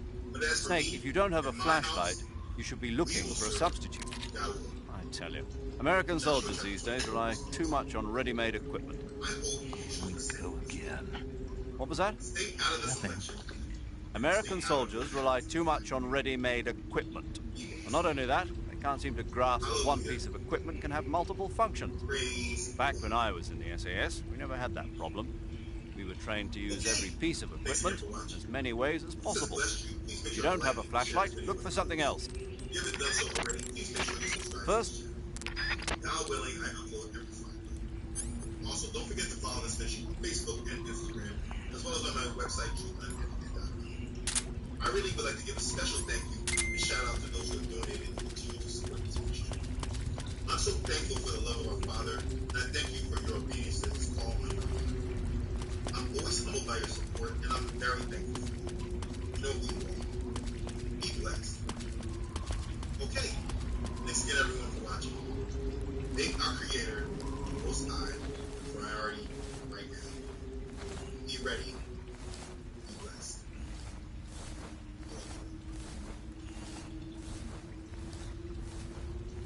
Metal Gear Solid 4 is my favorite ever. It's safe to take yourself. These days, the dreams seems to apply now. And this is a standard theory. Kojima tries to do something ambitious. People are usually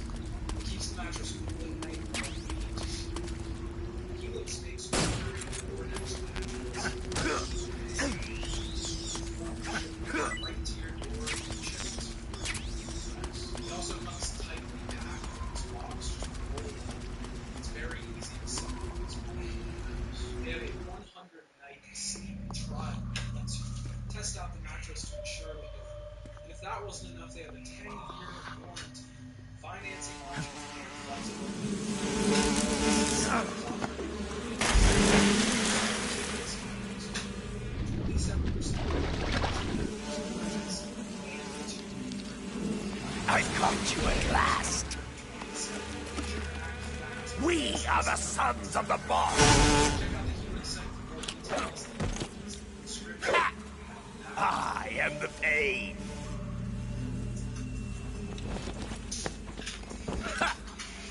I will guide you to a world of anguish beyond your imagination.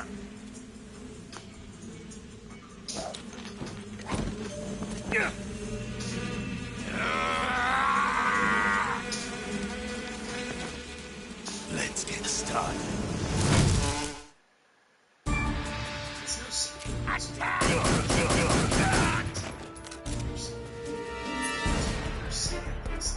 Nice shot! Hey! Hey!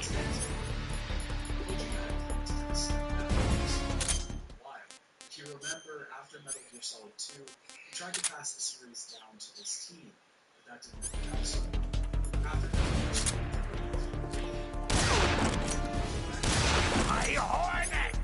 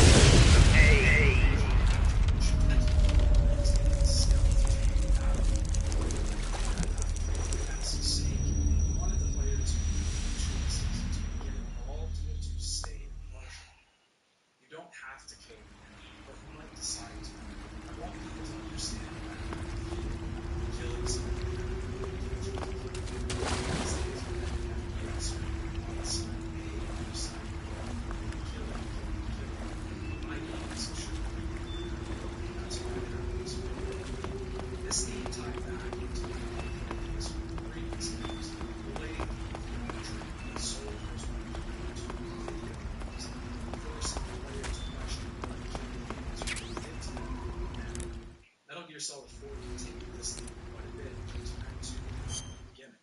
This was the meaning of the "no place to hide" tagline, furthering the idea that Snake was out of attention on the battlefield, but not out of sight. Kojima also wanted MGS4 to follow a structure that was more similar to Indiana Jones or James Bond, seeing Snake traveling the world, taking a jet to different locations rather than staying in an isolated area. A lot of these more broad ideas came from the freedom that the PS3 allowed the team, but that doesn't mean that they weren't still restricted. The PS3 tech limited them a lot more than they thought, meaning that some ambitions they had during planning had to be cut. Metal Gear Solid 4 was released on the Sony PlayStation 3 on June 12, 2008. Metal Gear Solid 4 actually begins with an install screen. We see Solid Snake, now very old, smoking a cigar while his small brothers are screens. Warnings against smoking on the screen. This was something entirely new to the PS3 games on the PlayStation 1 2, Red Stream disc. The PlayStation 3 games were larger, so this meant that installing them to the system drive allowed them to be faster. Metal Gear Solid 4 was the first game I encountered featuring it was quite shocking. As a kid, seeing the screen felt like watching a movie. I was used to putting it on this. Being forced to wait 17 minutes for the now it's the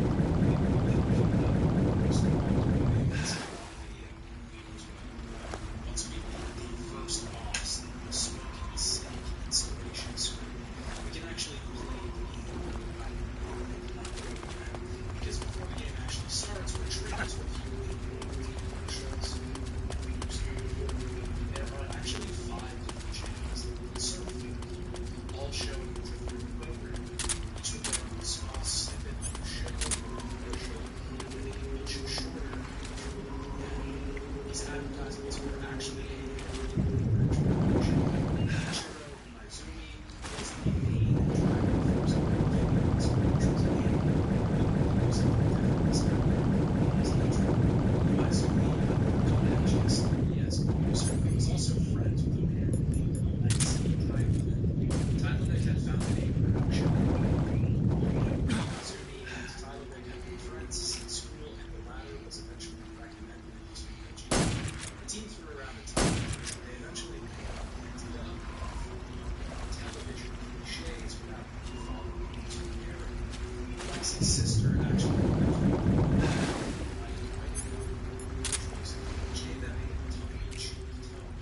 all of the commercials feel sort of foreboding, like the sound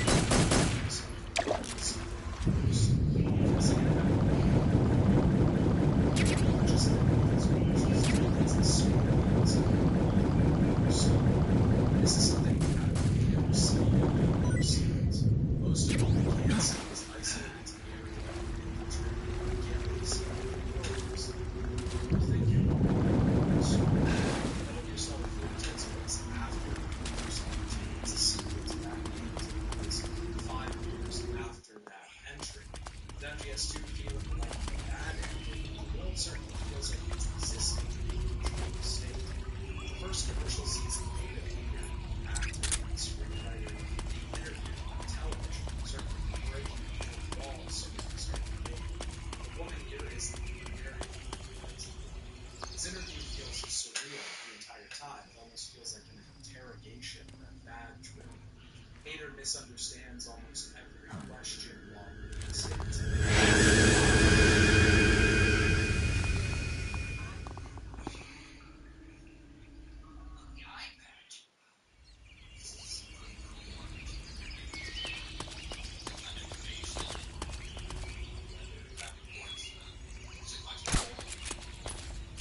Lambasting or laughing at him for every choice that he makes. He talks briefly about the solid eye that he's wearing, a device that allows him to see information directly, like weather or traffic updates.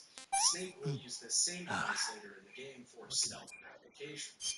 The entire theme of these commercials is that of rampant consumerism, a world in which products and entertainment have gone rampant and become a formula. The solid eye is a great example of this. The product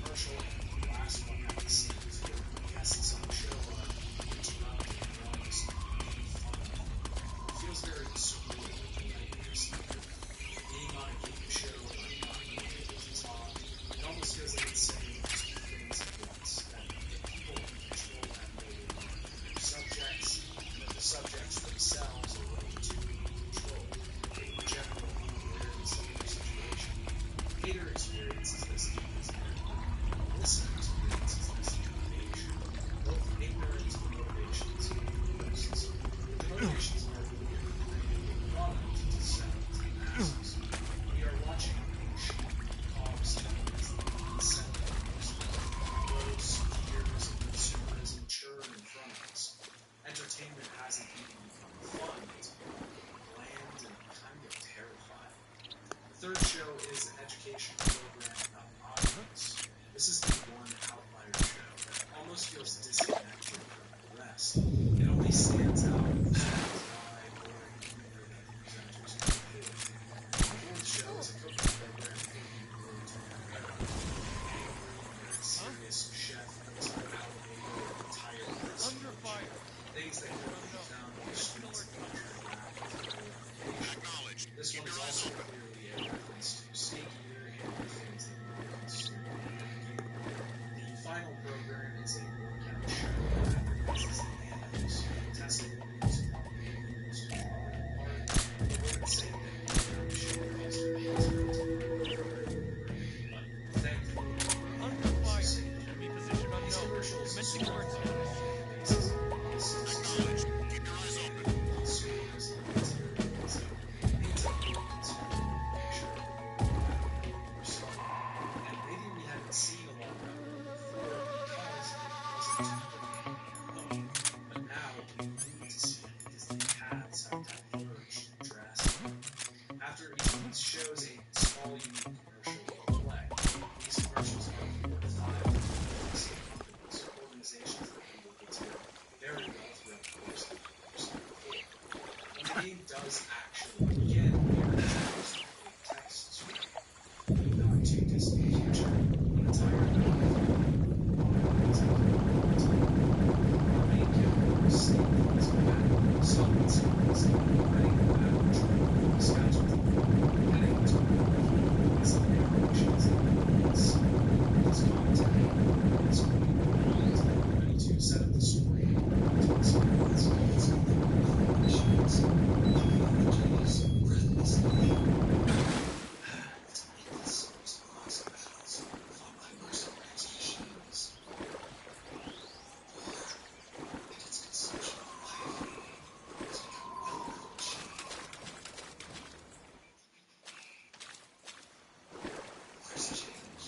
Now, before we get to Snake, where he's at, and some characters, we have to continue talking about the world of Metal Gear Solid. Again, MGS4 takes place in the shadow of Metal Gear Solid 2. It is a direct sequel, and I always kind of view Metal Gear Solid 2 as the bad ending. Though I did make the case that I think most interpret its message as one of nihilism rather than hope, the characters in that game still lost. They failed. The Patriots won in the end. They succeeded in making our characters villains.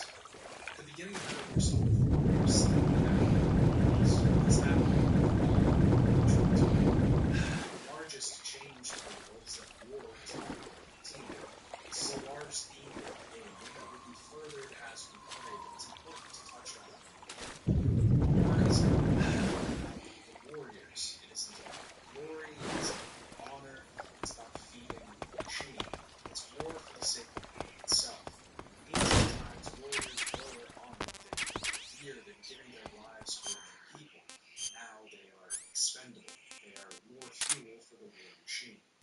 Metal Gear Solid 4 uses two very real concepts as objects in its plot: proxy wars and PMCs.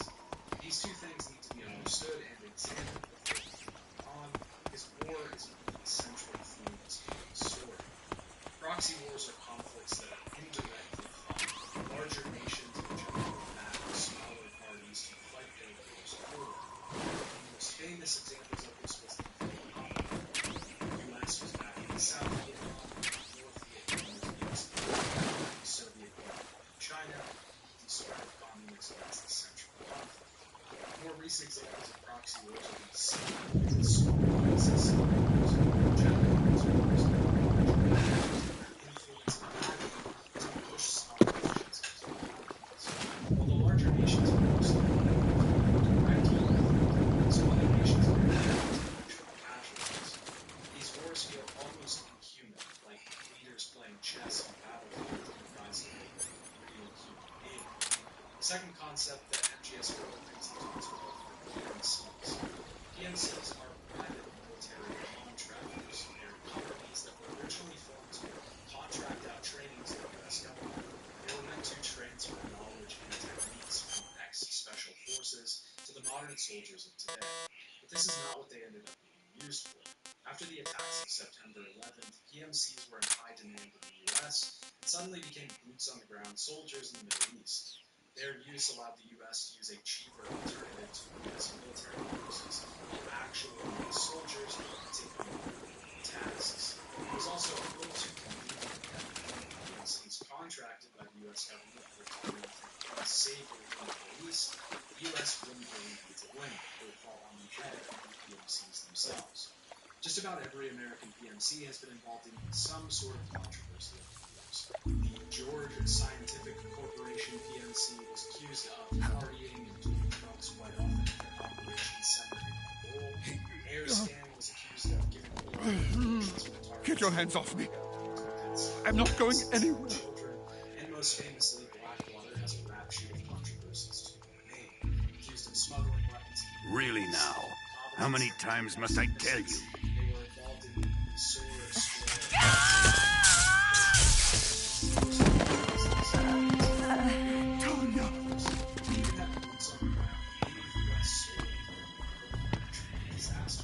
Each time you resist, your lover will suffer the consequences. Is that clear?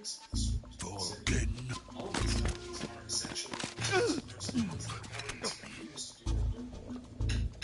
Damn you! Even groups like Blackwater are still around today. They changed to XE services, to Academy. People get away with a lot.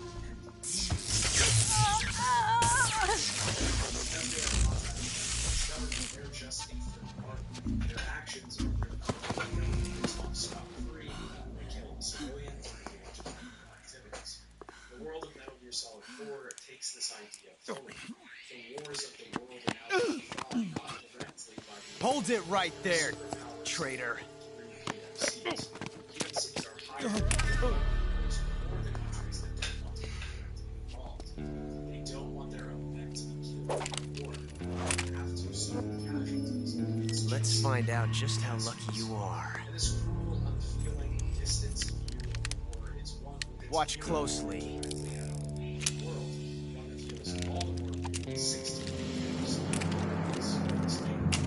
This idea that Metal Gear Solid 4 makes sense is further by its idea of a war economy. One of these 3 guns has a single bullet in it. I'm going to pull the trigger 6 times in a row. Are you ready?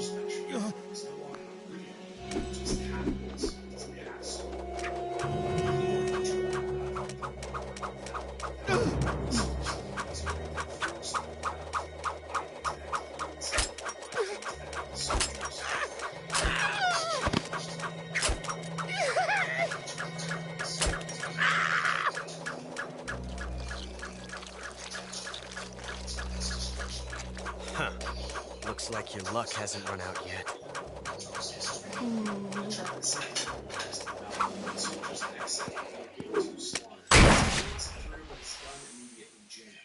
We are then given control of the game, and it's There's no such thing as luck on the battlefield. Before we continue to move forward. First, to get it out of the way, a lot of people think that Metal Gear Solid 4 are the same as previous entries in the series. We sneak around different areas, trying not to be seen by our enemies. We can take them out with CQC or use the silenced weapons to dispense with them. You'd better stay in line from now on. Approach, we can use a variety of regular weapons that will surely pack a larger punch. The Cobras will take care of him. But will leave us at the behest of foes. Metal Gear Solid 4 does have its fair share of new mechanics to spice things up. The new Octo Camo is probably one of the largest features. This is basically the same camo system from MGS3 that has returned. Has the CIA dog been disposed of yet? The technology will now be... The pain is dead. The Octo Camo can automatically address What? itself to the surface that we're on.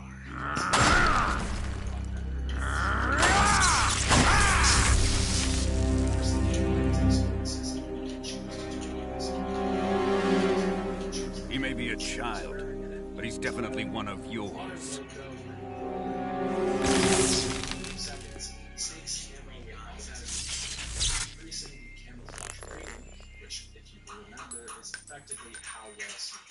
I fear Khrushchev may have a hand in this.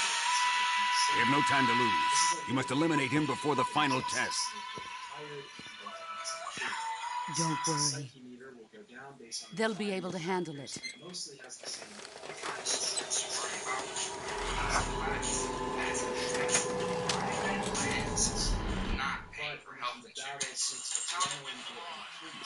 I'm leaving him to you, Kafir. This time around, we don't need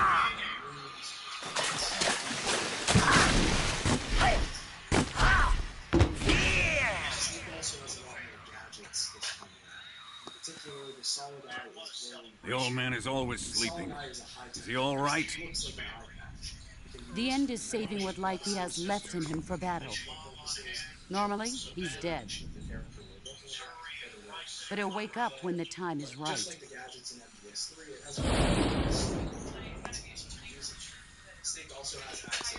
And when he does, it will be the end for the boy.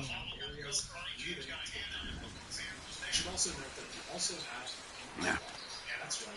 Apple branded music device is in Metal Gear Solid 4. You can use it to listen to. Sokolov isn't worth your love. You can entertain me until the rain stops.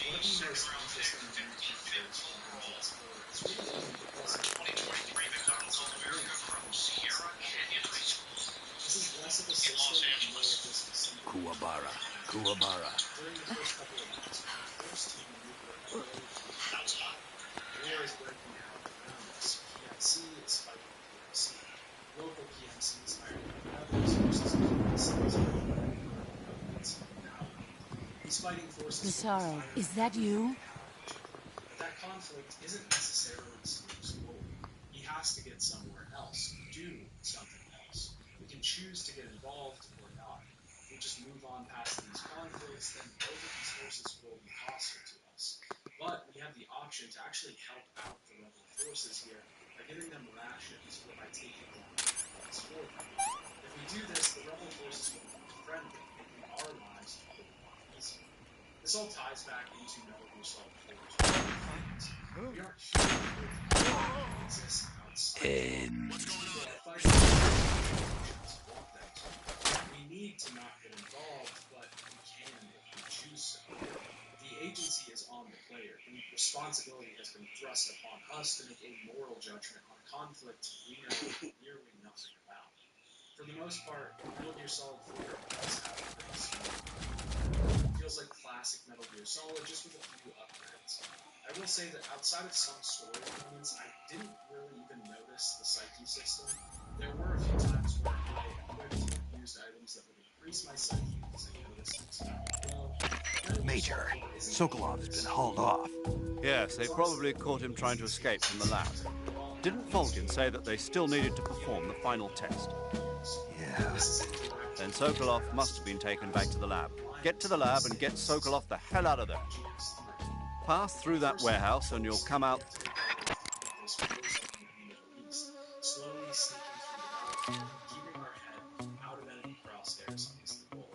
Pretty soon this becomes a lot more complicated because we hear a foreign noise off in the distance as the battlefield is set upon by a terrifying enemy, the Gecko.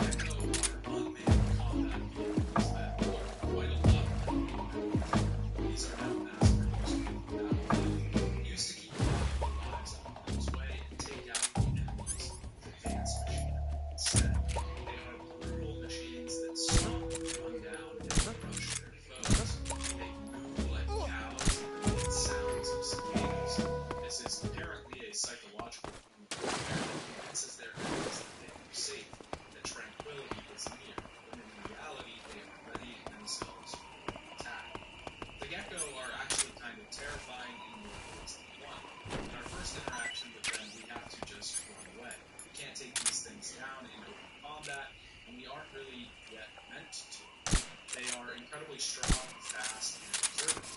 The sounds they make turn out to be a lot more disconcerting when they come from a machine with oddly human legs. They're half human, half machine, designed to evoke feelings of a centaur or cyborg rather than a total machine.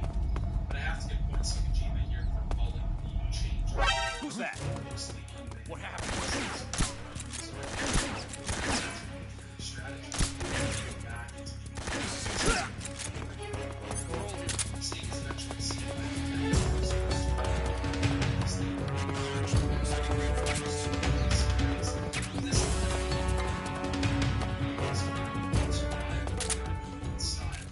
Snake is fighting for his life. He isn't the cool, flashy stealth operative that we once knew. Over there?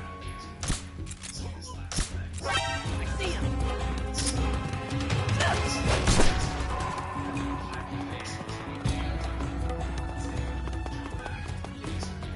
To see Solid Snake at a very familiar gravesite. An old friend arrives at the helicopter. It's Otacon, and he's brought someone who wants to see Snake.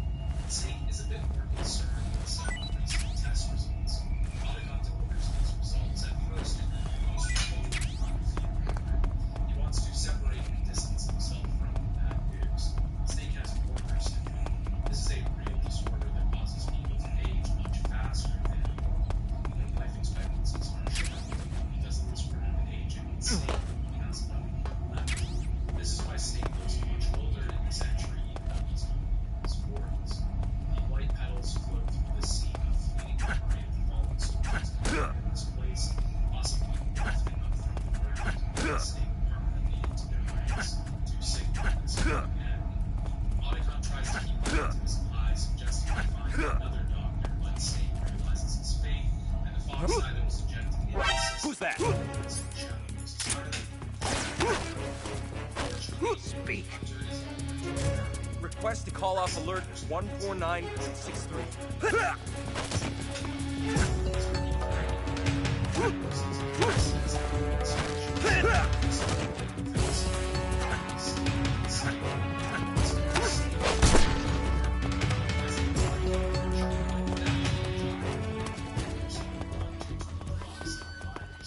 But in Metal Gear Solid 2, Ocelot had grabbed his body, causing his consciousness to transfer into Ocelot and take over. This transformation was mostly kept back during the events of MGS2 until the finale. Liquid fully takes over and heads off to Metal Gear to take down the Patriots, and he's now released. Before we move on, we should probably talk about the mission. These are small cutscenes that take place in different acts of MGS4. They usually take place on the Nomad, a transport aircraft that acts as Snake, Otacon, and Sunny's home. Sunny is a young girl who we'll talk about more in a bit. At the beginning of each of these sequences, we see Sunny trying to work to perfect her cooking, specifically making eggs. We're also given the title card for our first act of the game, Liquid Sun. Campbell is briefing the two on how war has changed in this new world. PMCs have caught in the war, and they rule this new world economy. These mercenary groups have no nation and no ideology. They are hired guns. Developed nations use them, and small countries without armies use them. They are everywhere. In addition to that, a system controlled by the Pentagon has allowed the higher-ups to track every piece of the battlefield. Nanomachines inside soldiers give them real-time data on their systems, movements, and metrics, allowing the men at the top full battlefield control. This is justified by lowering civilian casualties and human rights violations on the battlefield. But all good forms of control throughout history have seemingly had viable justifications behind them. PMCs now comprise most of the forces on the battlefield, making up over half of the boots on the ground. The UN authorized PMCs with a vote, which the US abstained from participating, effectively voting without voting. This has allowed the US to massively profit from a war economy now tracked by analysts as an economic activity. Child soldiers are more rampant than ever, unmanned weapons control the battlefield, proxy wars are more common than direct ones. There are PMCs that make up most of the mercenary companies. Praying Mantis in the UK, Vieux Armament in France, Ocelotovaya, Vodka in Russia, and the Raven Sword and the Werewolf in the US. MC groups in the world. It just so happens that all 5 of them are backed by one dumb corporation called Powder and Pepper. This is most likely controlled by Liquid himself. It's clear that he's trying to unleash an insurrection, trying to once again create the world that was envisioned by Big Boss, a world in which all soldiers have a place. As Campbell explains this mission, Snake quickly realizes that he hasn't been hired for a classic stealth operation, but an assassination. Campbell wants him to take out Liquid, but Campbell realizes that Liquid will have total control over the world if this insurrection. Okay, just a second. Power. Because the world is now propped up on the war economy, if it collapses, so falls everything with it. Liquid can't win, and Snake must take it out.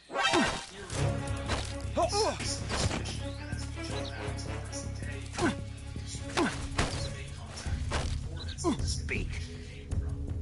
I'm not talking. This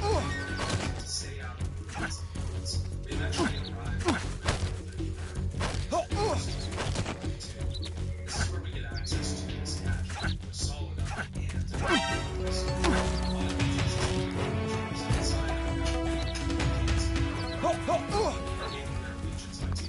soldiers and actions is worth the hassle. We also have to make our way through the underground bases where it seems like they are mounting an attack. One of the most interesting things that this game does with its war story is having this level of implied storytelling constantly going on in the background. We can follow the progress of these battles, and new information is driven into us. One-off lines, overheard conversations, just environmental storytelling. While we travel through and reach the other side of this underground base, we eventually come across a strange creature. A monkey that likes to drink soda and his friend, Drebin.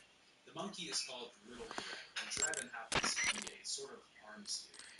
In Metal Gear Solid 4, as we noted in the beginning, most everything is now controlled either by nanomachines, ID chips, or both. ID chips and guns determine who can use them and who can't. If your nanomachines don't have the clearance for the weapon, that means that you can't fire it. This theoretically should stop enemies from using weapons that are left unfired. But of course, there's always the black market. This is HQ. Control here. If we find a weapon You're under fire. necessary Position unknown. Commencing alert status. Sending reinforcements using this precaution. Unlock our guns for us so that we can use weapons. They'll also buy weapons from us that we find on the battlefield if we sell new ones to us or modification This is the main system we use to obtain weapons, suppressors, etc. Now, there's one little problem. Snake's current nanomachines are outdated, so Drebin needs to inject him with something to get those up to speed. Drebin himself is part of a larger organization of Drebins. Drebin is just a code name. This one is specifically called Drebin 893. Drebin is kind of a middle piece in this whole world. He doesn't care about the conflicts going on around us. He only cares about the profits. His actual job is working with security, which allows him to get access to new ID chips. Otacon doesn't really like him, and neither does Snake, but our spectacled friend suggests that we keep him at arm's length because he might be useful. Drebin is kind of a Gray Fox-like character in this sense. He even shares a similar opening line when we first come across him.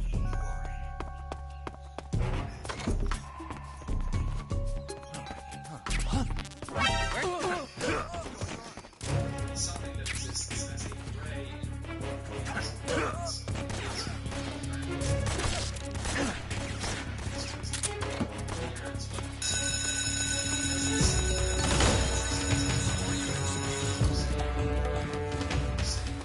After our meeting with Drebin is concluded, Otacon gives us a rundown on the war price, which ties back into Drebin. With the war economy being such a large and invasive system, it only makes sense that each market will have prices. If there's more fighting happening in an area, the war price goes up. It's more expensive. Less fighting equals better goods. At certain points throughout the game, we'll see Drebin's prices drop, and on certain days of the week, he'll increase sales. After this, we have to head to the main Lost sight of the enemy. He's He's definitely here somewhere. On the way there, Flush him we out. saw a man who was hiding under an oil drum, trying to find a moment of peace to take a shit. He is quickly interrupted and has to move away. We meet this man once again when we arrive at the separated his face. The scene is very similar to the first time we meet the mayor of the mansion as well. Now, one thing I haven't talked about that I do want to point out here is the flashbacks that he was showing. At this point, Metal Gear Solid had already tackled interactive cutscenes. A large L1 button prompt might pop up during some cutscenes, signaling to the player that something else will be here. Maybe we will see a different perspective of this information we're seeing in the character's eyes. But Metal Gear Solid 4 adds to this by sometimes, actually quite often, showing us an X button prompt. Pressing the X button during these moments will allow the player to see flashbacks, Snake's memories from these games. They're used very often during the first few chapters, and they are present during most of the game. But I think they're used a bit too much. When Liquid is mentioned for the first time, we'll see flashbacks to him. When a character from the past is brought in, we'll see flashes of them during previous adventures. And I understand that at this point, Metal Gear Solid had come out 10 years prior to this game. You couldn't expect everyone to remember every single character. And furthermore, you couldn't expect the average player to have even kept up with or understood the story in the first place, because that's not how most people interact with Metal Gear Solid. That's a valid motivation trying to bring people up to speed or signal to them that these characters are not new, they were here before. And I do think that this feature ties back into the theme of the game, but it's one of the few parts that isn't necessary to make that important. That theme is one that we haven't really touched on yet, but we'll get there. Of course, these flashbacks are optional. You don't need to press the X button to move on, but because the cutscenes are spaced around that, if you don't engage with it, and if you feel like there's a bit of blank space that was made for you to press the button and view these images. As we enter the next scene, we are treated to callbacks to the original Meryl, except this guy is even more confused.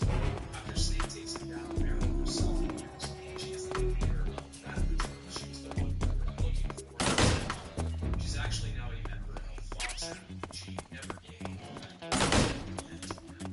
Meryl is effectively the next generation.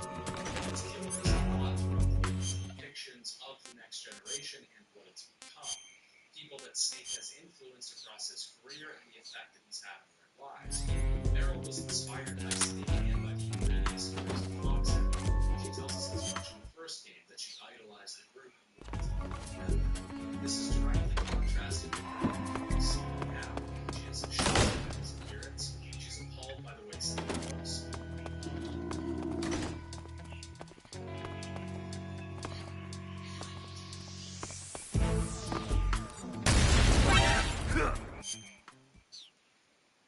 When Snake first met her, she was flirting with him. She was smitten with the dangerous and justified hero, but now she is disgusted. This does a lot of things. First, it shows us how much Snake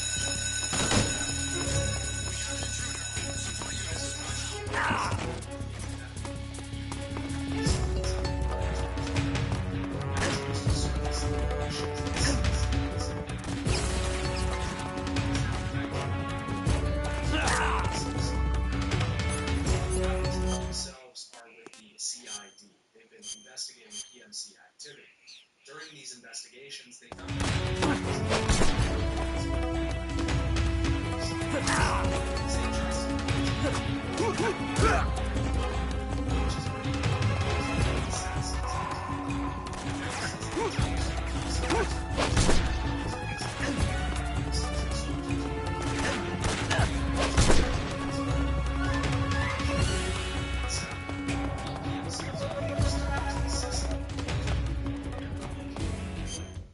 Meryl quickly rationalizes this because her own team is equipped with nanomachines.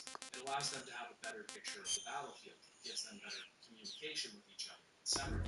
But just like Campbell talking about the advantages of the system in the Nomad, it shows us clearly how easily people can be sold on control. Most people like to think they are immune to marketing, and they can't even witness like some sort of always on, ready to defend, watch, that they're idiots or bigger than that. But Meryl's justifications here for the system is control. And the person who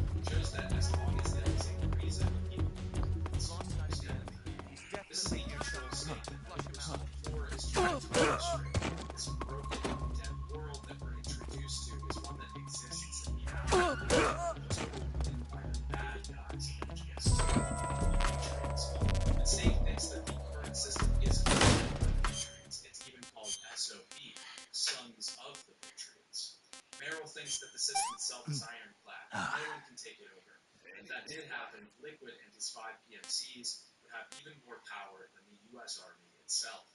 This entire conversation isn't just about exposition and plot, though. There are smaller human moments here, namely Meryl admitting that Snake was Meryl being upset about Snake. So it's a little confusing, but Meryl is actually this was something that Campbell told Snake. Meryl knows this now and has had some sort of falling out with Campbell as very a woman. Meryl is not on speaking terms with the man anymore because of his actions.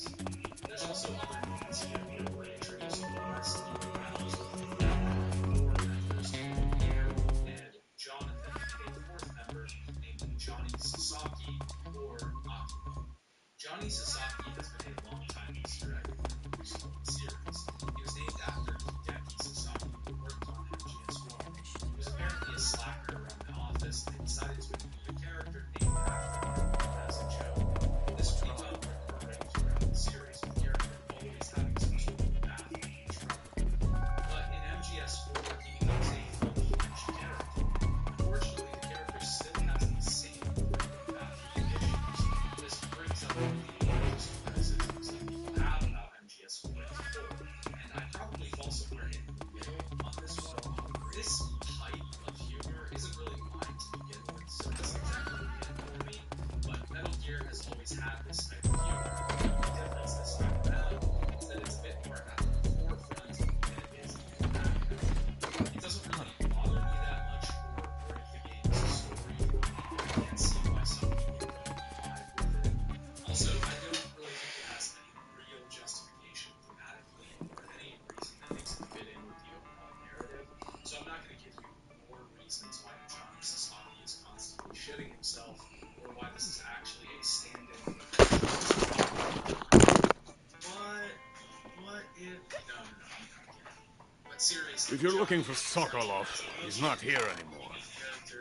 He can be a bit intrusive during certain scenes. Put that thing away. You'll spoil my drink.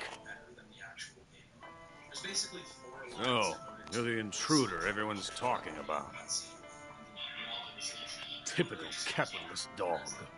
No manners. As a bit of a side note here, but if you do like the story of And who are you? You mean you've never heard of me? And you call yourself an agent? Very well, then. I am Alexander Leonovich Granin. A man of some importance, if I do say so myself. It seems to have been Akima's fault. I am the foremost weapons scientist in the Soviet Union, Regardless, it's time. and the head of the glorious Granin Design Bureau. This is the Order of Lenin. It is an honor of the greatest magnitude, given along with the title of Hero of Socialism to only the finest workers. It was awarded to me in recognition of my brilliant contributions to society. Since the Great Patriotic War, I have created countless weapons in the service of our great communist society. It was thanks to me that we were able to stamp out the Nazi scum. It was I who created the basic design for the mobile ballistic missile system you know and fear as SS-1C.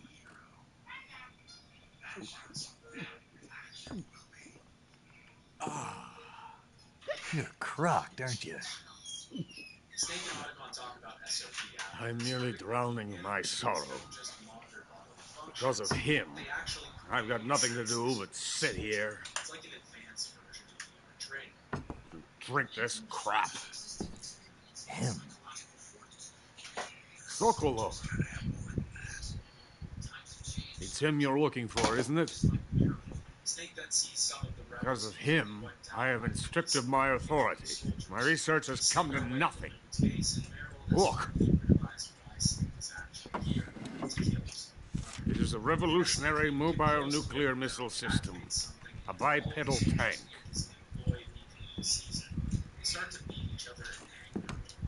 A bipedal tank? Yes, a walking tank. a robot. Are you familiar with the theory of the missing link between apes and humans? Well, this technology will be the missing link between infantry and artillery. A kind of Metal Gear, if you will.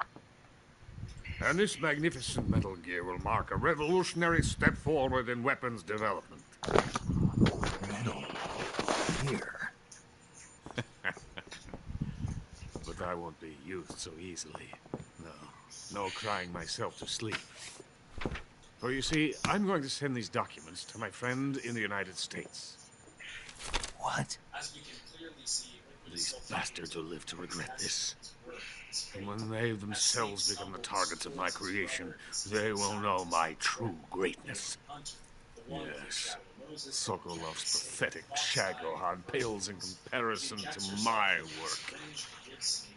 What are you going to do with a rocket engine on a tank? About Sokolov. Tank does not need a rocket. It needs something else. Look at these. Nice shoes. No.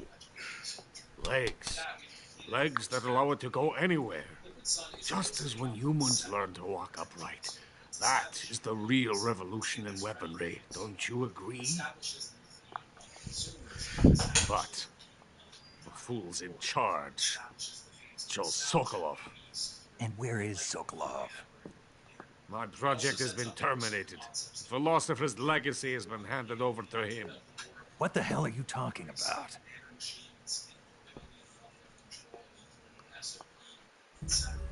The philosopher's legacy. Haven't you heard of the philosophers? The Colonel has inherited their immense legacy. Volgin's father was in charge of the philosophers' money laundering activities. In the confusion of the war, somehow ended up with their treasure. Volgin inherited that treasure illegally. We never need to worry about the military budget. The development costs at our facility are all paid out of the Colonel's deep pockets. The weapons born here will be the genes for creating an entirely new form of warfare. The funding for my research came out of that legacy. Came out of it. Now, my money, my men, all have been diverted to the Shagohod project. Tomorrow they will be conducting the final test, while Sokolov is making the final preparations in the weapons factory at Volgin's main base, the great fortress of Grozny Grad. Here I am, playing host to an enemy spy, and drinking myself into a stupor. That's where they moved Sokolov? Yes. And the Shagohod is there too? Of course. Hey, you're not thinking of going to Grozny Grad. Are you mad? It's an impenetrable fortress. I'm sure it is. You'll be killed. I'll take my chances. Wait. What? Listen to me, you fool. I want to help you. Help me? To thank you for your compliment. What compliment? My shoes. Tatiana gave them to me. I wanted to thank you for complimenting me on them. I'll tell you how to get into the fortress. In return, I ask only that you get that idiot out of there and destroy the Shagohod. There is an underground tunnel that runs around the perimeter of the fortress. You should be able to use it to sneak into the base. Head for the mountains. The entrance to the tunnel is located there. Take this. It makes a little more sense why Meryl was upset with him.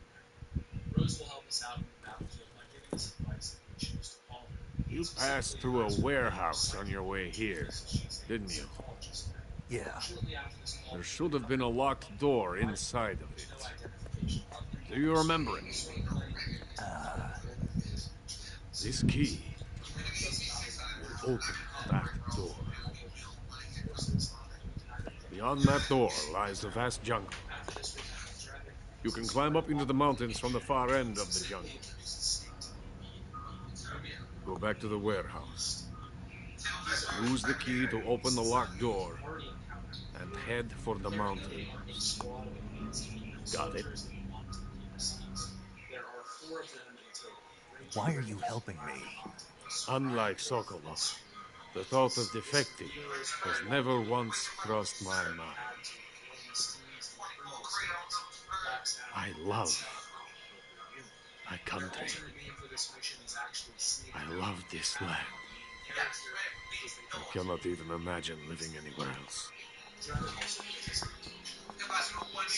I wish to remain a hero of the great motherland.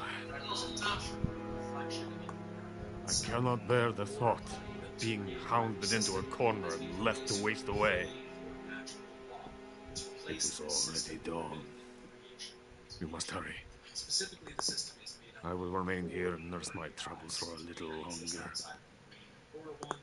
SOP is a part of the system. It's a little confusing, but basically SOP controls the battlefield. To capitalism!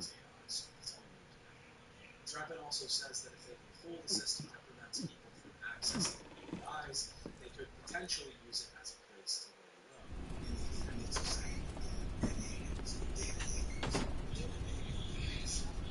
Liquid must have found some sort of way to interfere with to take hold of the system. Snake ends up leaving and heading to a I have nothing more to say.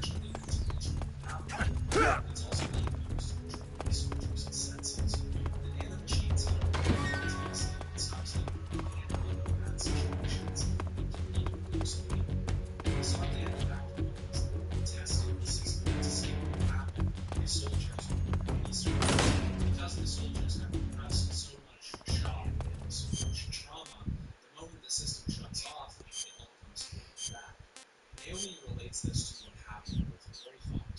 Snake's arrival here is literally because the evidence he is exposed to energy as control of the system.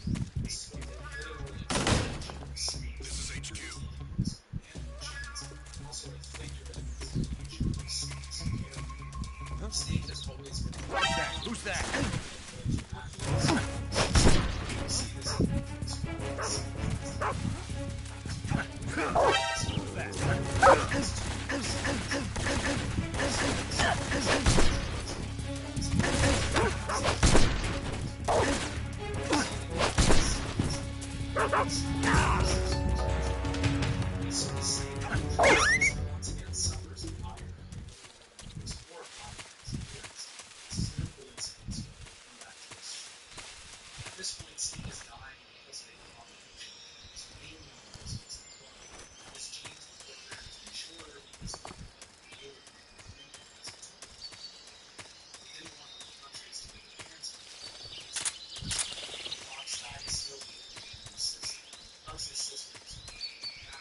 It's causing Fox died to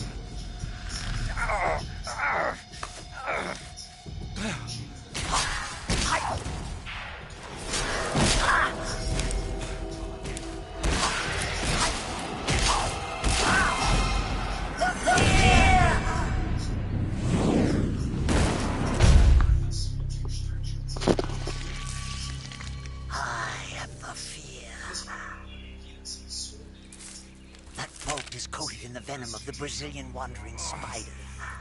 Soon a most exquisite pain will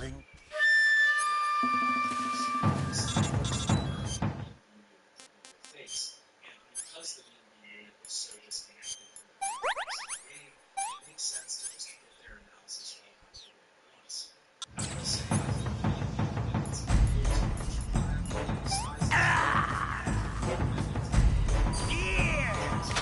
that first, who exactly?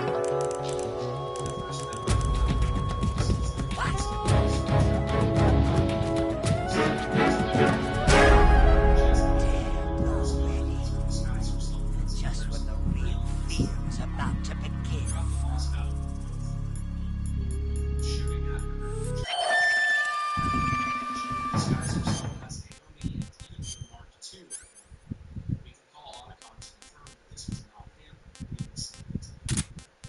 Every member of the BNB unit will have a beast in BNB 4.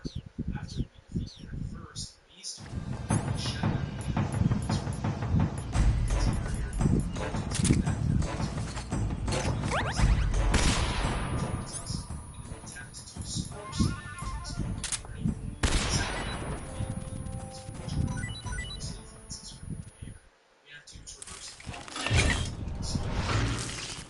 The fear! The fear! I see it! The fear!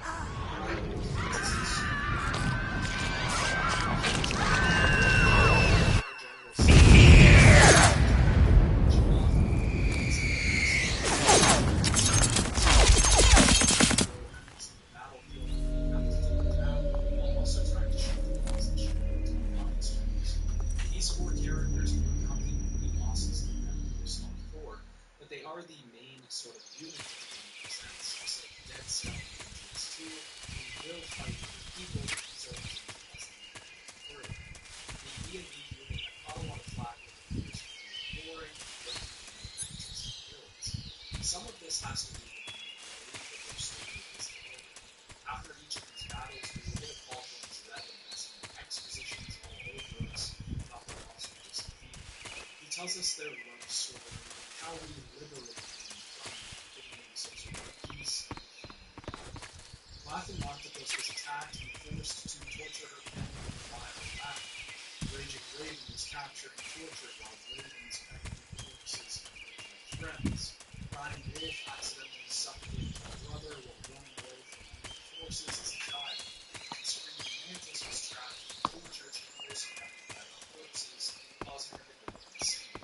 She was eventually taken captive by Liquid and they replaced her psyche with a mind of Psycho Mantis, healing Psycho Mantis himself.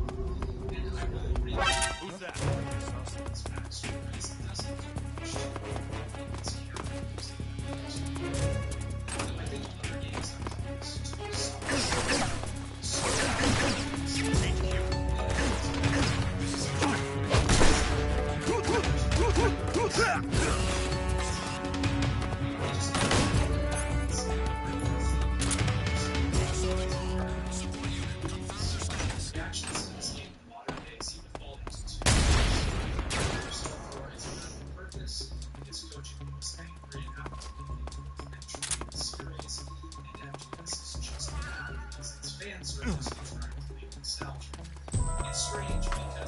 Who's that? Radio, call it out!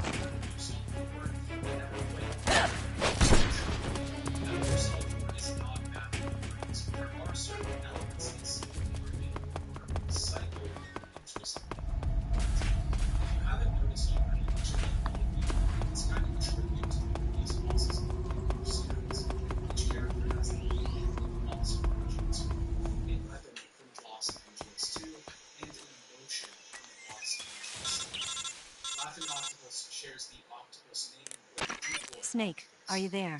Eva, where are you? In the fortress, in Groznygrad. Dr. Sokolov is here too. Is he all right? He's fine. Right now he's busy putting the finishing touches on the Shagohod. Good. That means they haven't killed him. Not yet anyway, but you better hurry. They've already finished the Phase 2 tests. Once the final preparations are complete, they'll have no more use for him. The Colonel won't have any qualms about killing him if he thinks the CIA is...